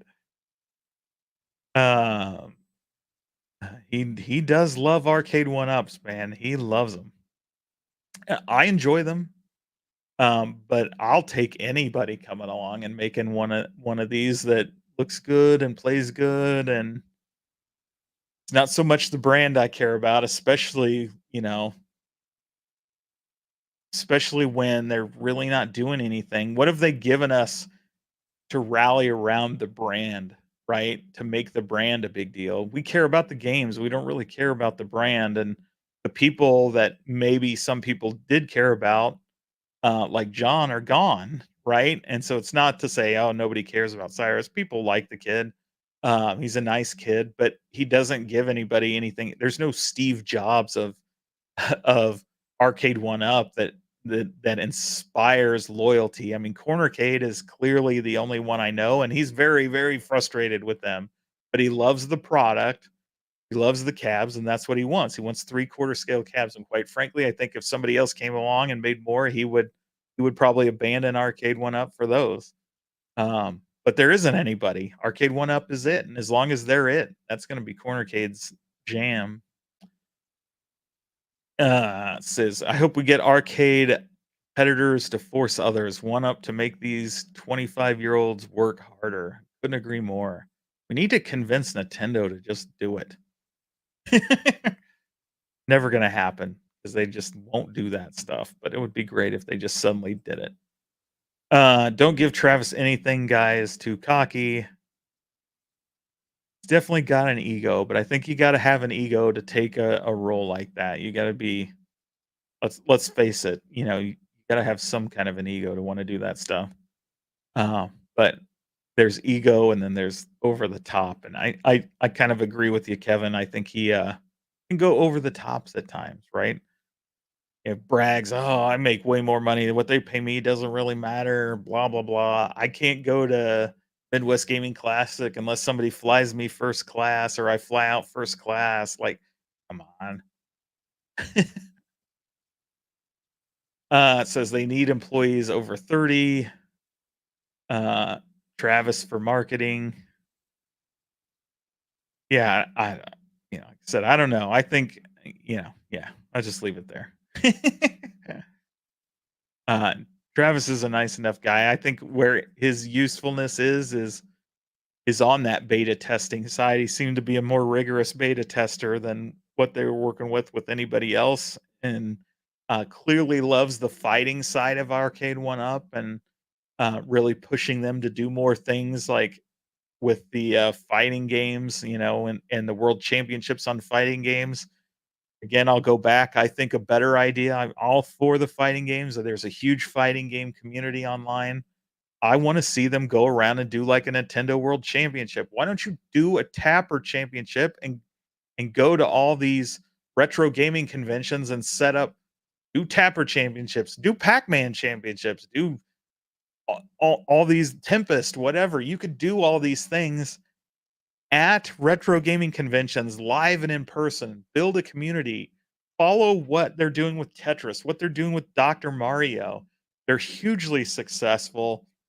They're getting large popularity out of that stuff. It is drawing a contingent of hardcore people that travel around to every retro gaming convention that has a Tetris World Championship or a Dr. Mario Championship in order to earn points and qualify for national tournaments, things like that. Arcade One Up is missing huge by just focusing on online fighting tournaments, and that they wouldn't even be doing that if it wasn't for Travis. And so Travis has the right idea and that they should be doing that stuff, but they got to go get that shit off of online. Doesn't mean don't also show it online, but get that in the real world and stream it online. Make it real esports in person and some just online. Mix them and travel around and promote Arcade One Up, the brand, promote their machines, build that community. That's what they should be doing, especially if they're not releasing anything else to get people excited about. They should be spending the year with all this money they're making from X-Men 97 and Pac-Man and get that shit out there and travel around. Screw Coachella, screw the indie races, get your asses in all these gaming conventions and bring world championships of classic arcade games, truck them around, give us something fun. Oh, gotta get Double Dragon. I there are games I don't understand why they wouldn't release that are super popular. Double Dragon has to be right up there. Who remembers? Oh yeah, I'll remember that. Remember the Tapper with the mini fridge in it. So many different ones. That XL, potentially XL Star Wars we saw. Cornercade would have them in bankruptcy in a month. uh, that's being generous. Yes, set up arcades at the conventions. Yeah, even Nebraska Furniture Mart gets this, right? Justin and I talked about this on Biggie's show.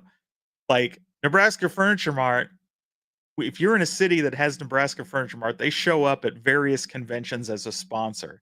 And you know what they bring to these conventions? They bring cooling booths and arcade one-ups.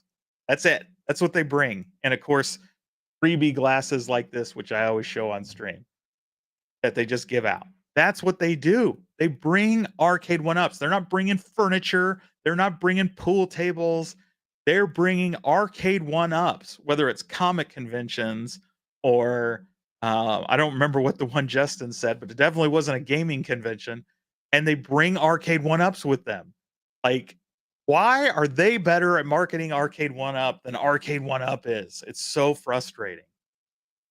Pong championship at High Times event would be dope.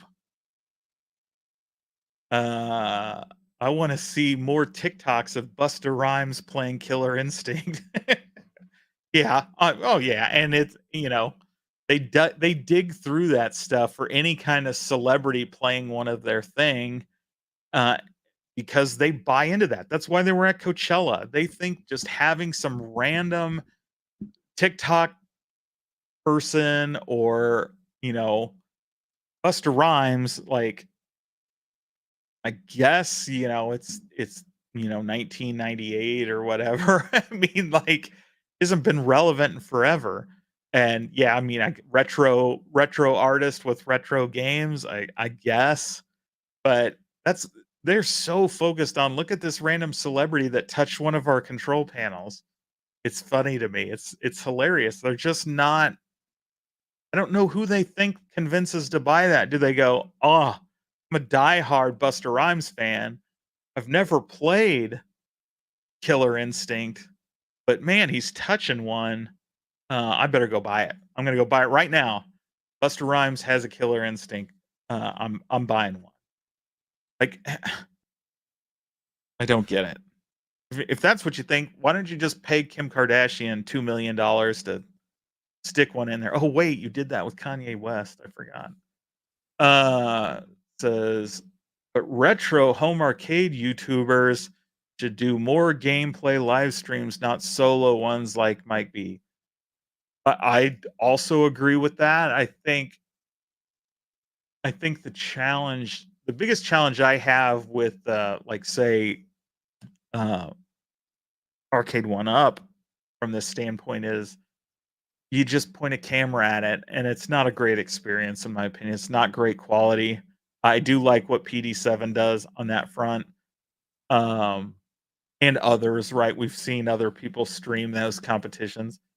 Arcade One Up needs to if they want this stuff to be really a community and popular like that, s spend the extra $2 to put the HDMI outs on these things so that you can get so content creators and other hardcore gamers can easily stream this stuff in a really good quality that the people watching it will go, "Well, this actually looks really good. I'm gonna go do that." As opposed to staring at a screen at an angle through a camera, which is never gonna give you the accurate picture that somebody is looking at and actually playing. And whether it's the reflection off the plexi, whether it's a slight discoloration because of the angle. Um, there's just so many things that degrade the quality of a stream like that, but it's all we have right now, unless you're willing to go buy one of those cheap China knockoff boards and hope it works for you.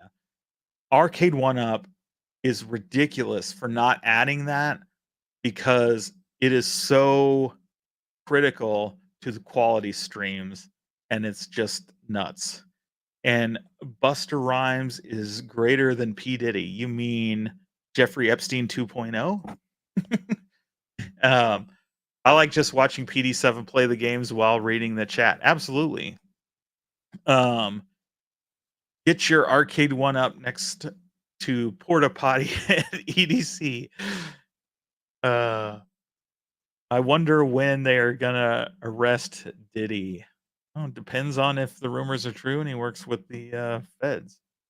and it's not just all for show. Who knows?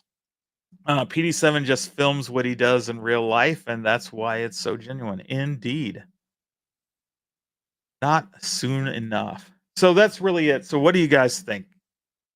Year of hope or year of disappointment? I think it's definitely a mixed bag. We our arcade, the biggest vendor, the biggest company in the space, clearly is uh, a giant disappointment. Um,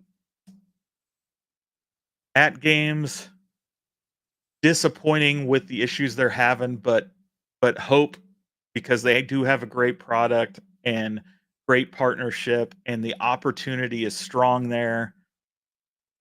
New Wave Toys, obviously, there was some disappointment because what we really wanted was that full size cab to stick it to Arcade One Up and force them to also compete. So we'd have two companies producing good stuff. We didn't get that. Uh, and so some disappointment there, but really, I think shows that we know how good those companies are, how good New Wave Toys is, how good Glenn is, and that 70% still have hope for that company brings us strong hope is awesome, awesome. And that's a positive thing to see and look forward to what they do the rest of the year. Man, I can't wait for them to ship that Zoltar. I miss the pre-orders, quite frankly, and stupid of me not to do it. I want that thing so bad. It's not a video game, I get it. Um, but the idea of a little animatronic thing is awesome. I hope they follow it up with the whole showbiz band. I want a Billy Bob back here cranking out birthday songs. um, if they can get that thing to work, I want a showbiz band. Um, they can make it happen. And then so there's hope for New Wave Toys, and of course they told us they're gonna do it. They're gonna do it. We might not get it this year. We might not get it next year, but it's going to come eventually. Um, that's positive. And then of course, who knows what to make of the John D thing? Will it happen? Will it? Won't it? Um, I think I still have hope on that side of things. I hope you guys too. And honestly, I think this community and home arcade is not going anywhere. I think it's just in a weird state uh, where the heart and soul of Arcade One Up is gone, and they have licenses locked up that they're sitting on, and there may be this transition period where some of those licenses just have to expire in order to free them up for these other companies to take advantage and bring us the stuff we want. And I completely agree here. It was not going to buy iArcade. Uh, I know people were joking about that originally. Um, you know, Yeah, I think it started as the joke, right? Because, hey, they're gonna auction this stuff off theoretically because it's going through bankruptcy court, and he could just go in and buy it. I don't think there's a I can't imagine him being wanting to do that, right? It didn't work. It's not what he says he wants to do, right? He wants to make replicas just like, you know, wanted to build arcade accurate looking machines, and that's not iArcade. Arcade's a great multicade, is not arcade accurate looking machines. It just didn't make a whole lot of sense. And yeah, people believed a joke as though it was real, and it isn't. It was just a joke. I think most people know it was just a joke. Um, the amount of even then, like the amount of capital it would cost, that would be hugely risky as opposed to him just saying, "Hey, I'm gonna secure license for one game and build one thing and see what happens." I'm not saying he's doing that either, but that would make a whole lot more sense because you don't need as much capital financing to do that, especially if you do it as like a Kickstarter or something. But yeah, it seems silly to think he'd go in and buy it, the defunct company. Especially when all their products have been hacked to smithereens at this point. Zoltar will be great. Uh, I always count on P-dubs for a laugh. Uh, I think they will. Chris, if they have Zoltars and stuff, as they mentioned, I think they said yesterday in one of the shows that they typically order an extra 4,000 of something to sell after they come out because clearly they know um, there's lots of buyers after that. What he did say is this is going to be like 150 bucks or a little more. It's not going to be 80 that people paid at pre-order. It's going to be nearly double. Um, I'm okay with that. I'll pay that extra amount. Just like I missed the new Coke and I happily paid full price for that. Um, it is what it is. I'm getting to the point where I'll tolerate the real long pre-orders if it's like under $100, but as it gets, 2, 3, 1,000, it's getting harder and harder to justify waiting a year, 18 months for a pre-order for something that expensive. Um, Not that $80 was expensive. That's definitely one worth pre-ordering, but as these things drive up higher in price, like Golden Tea, it becomes harder and harder to say, let's $400. We'll get it in 6 months or a year, and just it's just harder for me to convince myself to do it when there's so many other great things coming out at the same time. Yeah, Bash and Gear were the two that were after the iArcade assets. Let's see. Depends on the game, James. Some of these cost. Oh, absolutely. Yeah, I'm not saying he'd go out and grab like the greatest game of all time. You'd have to do some in my opinion, right? We keep hearing Data East gives the license to anybody. That frees you up for Double Dragon and frees you up for all kinds of great games. And if it's really true that they just give the license to anybody and it's not expensive, then why the hell don't we have a bunch of these? It's like everybody's just like, oh, anybody will come along and make the same thing, so I'm not going to make it, and then nobody makes it. Like I think there are some titles that are popular and probably cheap that you could make a go of it to get the first cab out the door. Now, if he's looking to hit a home run, like with Street Fighter 2 or something, I think he knows some people. I'll just say that. Um, what he could probably pull out of Capcom, get them to take a risk on him, having contacts there, depending on his relationships with them. Uh, who knows? I got a new Coke unopened. Yep. Uh, I opened mine because I like to play with my toys, and I just had to. So I've never used it to actually cool a can. But, it looks so good sitting on the shelf, I just had to open it. I just wanna know who the next animatronics will be. It's got to be Billy Bob and the Showbiz Pizza Band. I won't take no Chuck E. Cheese. The price of Zoltar for general availability, yeah, 150, so there you go. Nearly double, not quite double, but nearly double that pre-order price with the coupon, and so, again, super value for what it is. It's a animatronic replica of Zoltar. I mean, that's insane. Yes, John was working on one game, one machine, status up in the air. Takes a lot of time and money to launch your for absolutely. Yep, and even when he does tell us what he public when he finally makes some kind of public a statement and can, even then it's going to take probably 6 months or more to actually get, maybe even longer, 18 months to get something produced and out the door. But just the announcement will be so positive for the community, I think. Next up is the cigarette machine. Yeah, I've mixed feelings of that one. Like, it's cool. It's not something I care about. I actually thought I liked the bigger announcement that they're going to keep releasing the original uh, coin changer, the brown one. I missed out on that one. I do have the blue and white one, but uh, you know, I'll pick up the brown one too. I understand the people that do want the cigarette machine. Obviously, I remember cigarette machines. I'm not a smoker. I just don't really care. It's not like I'm against having it or I don't think they should have made it. I think it's cool for what it is. It's just not anything I'm going to spend my money on. Um, That's why I kinda joked that what about the sandwich machine? I said that too, just kinda joking about all the different replicas they're making, but one of the comic shops I used to manage back in the day, we had, Tekken, we had our MVC, a Mortal Kombat Ultimate, and then a sandwich vending machine right next to it. So I kinda want a sandwich vending machine, just to have it there. I think it would be funny, and, it's not like those were staples of arcades, those were airports and bus stations, but we had one. Looking forward to the Pizza Hut playset, 100%.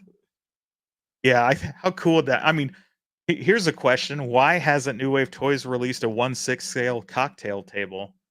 We've got a lot of uprights. When are they gonna do a cocktail table? When are they gonna do a sit down? Now, I realize it would be harder to play like, Star Wars and the sit down cab when it's all encased, but, um, again, if you're partnering with Glenn and you're using the stick and a HDMI out, who knows? Maybe we'll get a replica sit down cab of Star Wars if they ever make one. Yeah, I think showbiz is a natural because they're not around anymore, but the people that owned them are.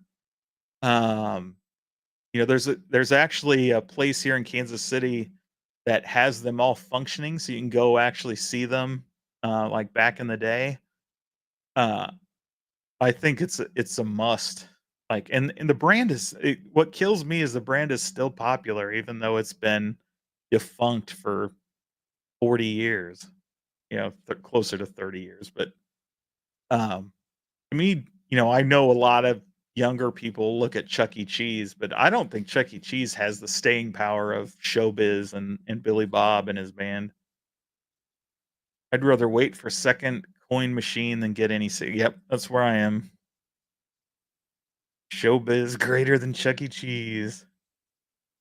Between Memorial Day and Father's Day, expect the typical $100 that's what I'm hoping for, Dubs. I hope the MK2 goes down $100 because then I might actually pick one up at that point just to play some online. I have the MK2 Legacy, which gets play, but it doesn't have any online, so it's don't ever really do anything with it other than occasionally play it. Chuck E. Cheese had better pizza. Well, they're they're all crap when it came to the quality of the pizza, quite frankly. And man, Jason, haven't you watched the online video? Chuck E. Cheese makes their pizza by taking other slices of pizza from leftover pizza on other tables and just kind of pushing them together. If you haven't watched some of those videos, they're pretty funny. Uh, totally not true, but it is funny how rumors and memes like that start. There's tons of videos of people showing where, look, that's clearly like two different pizzas. Um, I think they'll do a cocktail table soon. That would be cool. I'd buy one, especially if they came with like the Pizza Hut chairs, right? So if you got the cocktail table of like Gallagher or something, and then you got a replica Pizza Hut chair to set at it, that would be so cool. And then they could sell the little red Pizza Hut Coke cups, right? The little red and they don't have to ever say Pizza Hut, right? They just say pizza joint chair, pizza joint soda glass. It would be hilarious. I'm excited to get Sig Machine, seeing the light up display with Dirty Donnie. Let's see, it really depends on what part of the country you lived in. I totally agree. Uh, I can't remember what Showbiz Pizza tasted like because we didn't have Chuck E. Cheese's until in the Kansas City area until Showbiz went under. Chuck E. Cheese came in and took and bought up all the Showbiz, and so most of the locations that were Showbiz are still Chuck E. Cheese's to this day. They've never been converted to anything else. Obviously, when I had kids, like obviously I've been to Chuck E. Cheese a bunch through the years, and never a fan. Like, compared to Showbiz had real arcade games, way more of them, and then my experience with Chuck E. Cheese was maybe you got 1 or 2 arcade games, and the rest were kiddie rides and ticket redemption stuff.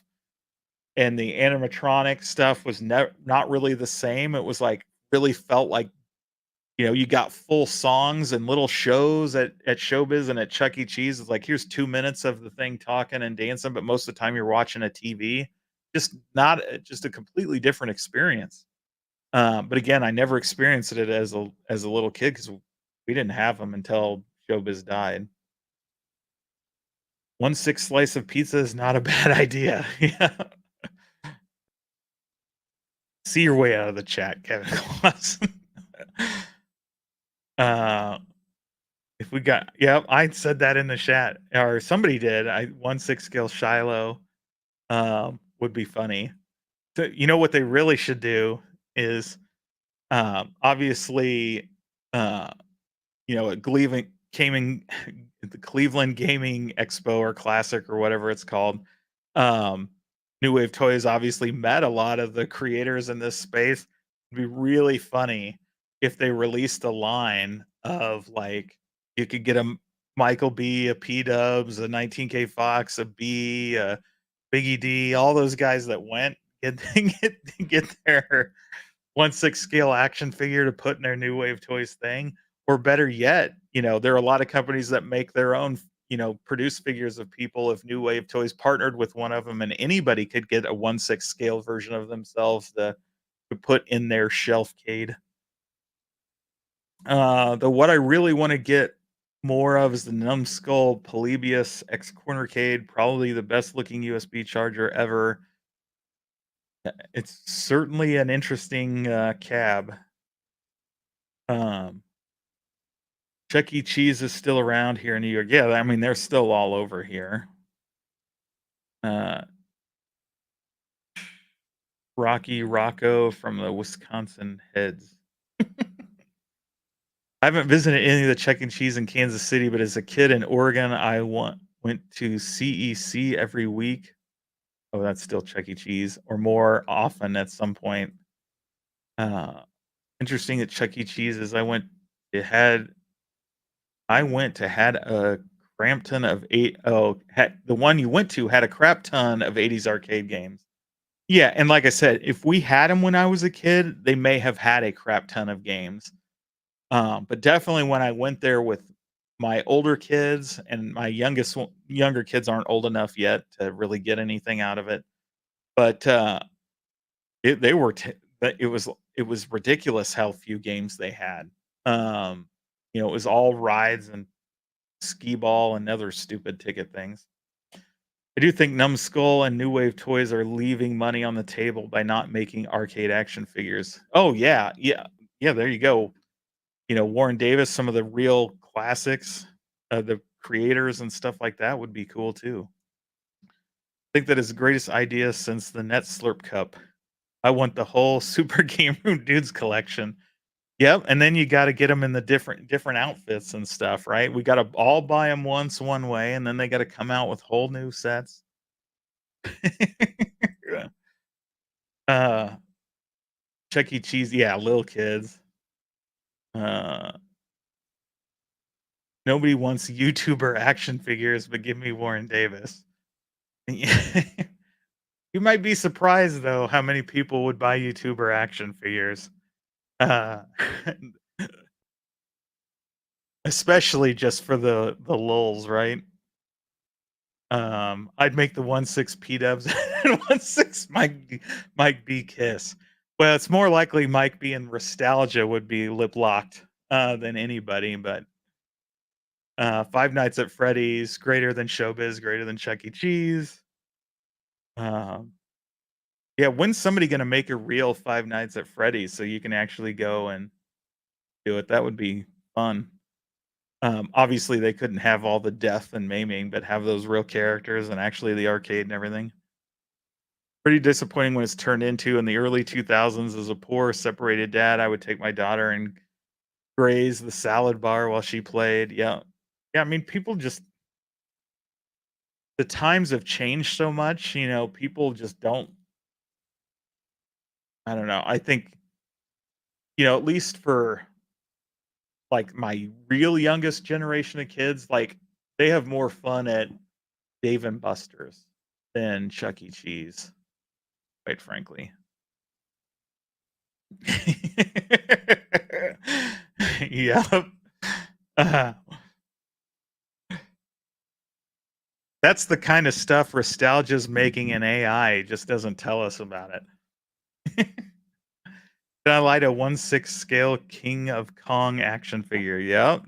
Think of all the, like, classic people you could have. James, that's creepy. Imagine what some of these certified home arcade freaks would do with those figures. True, true. Um, I can think of one in particular that might do some crazy shit with them, but it still would be pretty funny. Even if he makes them as one of a kind as a joke or something, I think it would be pretty hilarious.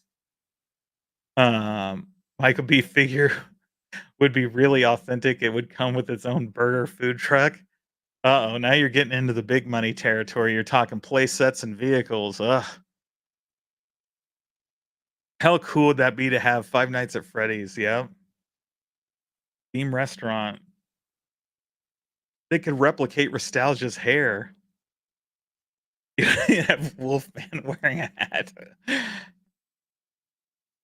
Uh, I do not like wearing my hat backwards. I have a giant melon, and I don't wear when I put a hat on backwards, it does not look good. If the FBI ever got a hold of Nostalgia's hard drives, indeed. Thankfully, he's safe in Canada and avoiding extradition. I wasn't thinking about it, pedos, but now it's an image. Imagine all the famous hot girls from the arcade advertisements of the 80s. That's Jason, you can't do that. You are straight out. Uh, that just doesn't work anymore. This is modern times. That's what do they say? That's problematic these days. Can't have beautiful women selling us stuff anymore. Let's see. P does figure one could come with extra shoes and socks. Well, yeah, I think wouldn't the socks not come off on the P Dubs one because they always have to have the socks on? Uh, it's bees that would come with no socks or shoes. Nostalgia probably has Little Pony Animal Husbandry on his hard drive. Cornercade figure comes with extra baseball gloves, ankle socks, and pizza he won't share. The baseball gloves are the perfect accessory. He should come with like all the tools, but none of the tools fit in his hand because the tools are all made for Mrs. Cornercade, so she can actually put the cabs together. But he gets those baseball gloves on. Nostalgia is too busy getting high living near the tar sands. Michael B will come with a mini keyboard that clicks loud as hell. Yep. Now that would be hilarious. Uh, a little vial with tears in it. I'm that must be an inside joke outside of my knowledge base. Yeah, kitties with the litter box for sound effects. Gotta have it. Well, man, this is another one I intended to be short, and here we are, almost 2.5 hours later. Uh, so Carl's figure has to come with those red satin pajamas. That's what Carl's needs to come in, and the accessories need to be like Arby's wrappers and stuff. Well, yeah, I was gonna say, Cool Toy has to come with the ROMs, otherwise it's useless. Gotta have the ROMs. Might be action figure that you have to wind up to talk, give the people what they want. Yeah, you should just come clutching handfuls of pinball money, right? Uh, Mike's tears are legendary. Their coffee mug with them. Yeah, isn't that like the leftist tears coffee mug? Uh, Michael B's needs to come with a dirty litter box. You need a glass of whiskey so you can say, "Will you look at that?" Yep, yep. 19K Foxes definitely has to have the whiskey accessories and it should just come with the time clock too. That the guys are pushing in that clip. A John D dancing action figure. I absolute. That's a must. can you get that's a chance. There you go. You asked what the next animatronic from New Wave Toys should be. Forget showbiz. It needs to be that John D dancing action figure. Can they get the arms flapping and waving like a bird? Anyway, let's leave with that note. And I appreciate everybody joining and sticking around for a really long blab fest about the state of this year in home arcade. And until next time, when I find the branding tab, till next time, have fun.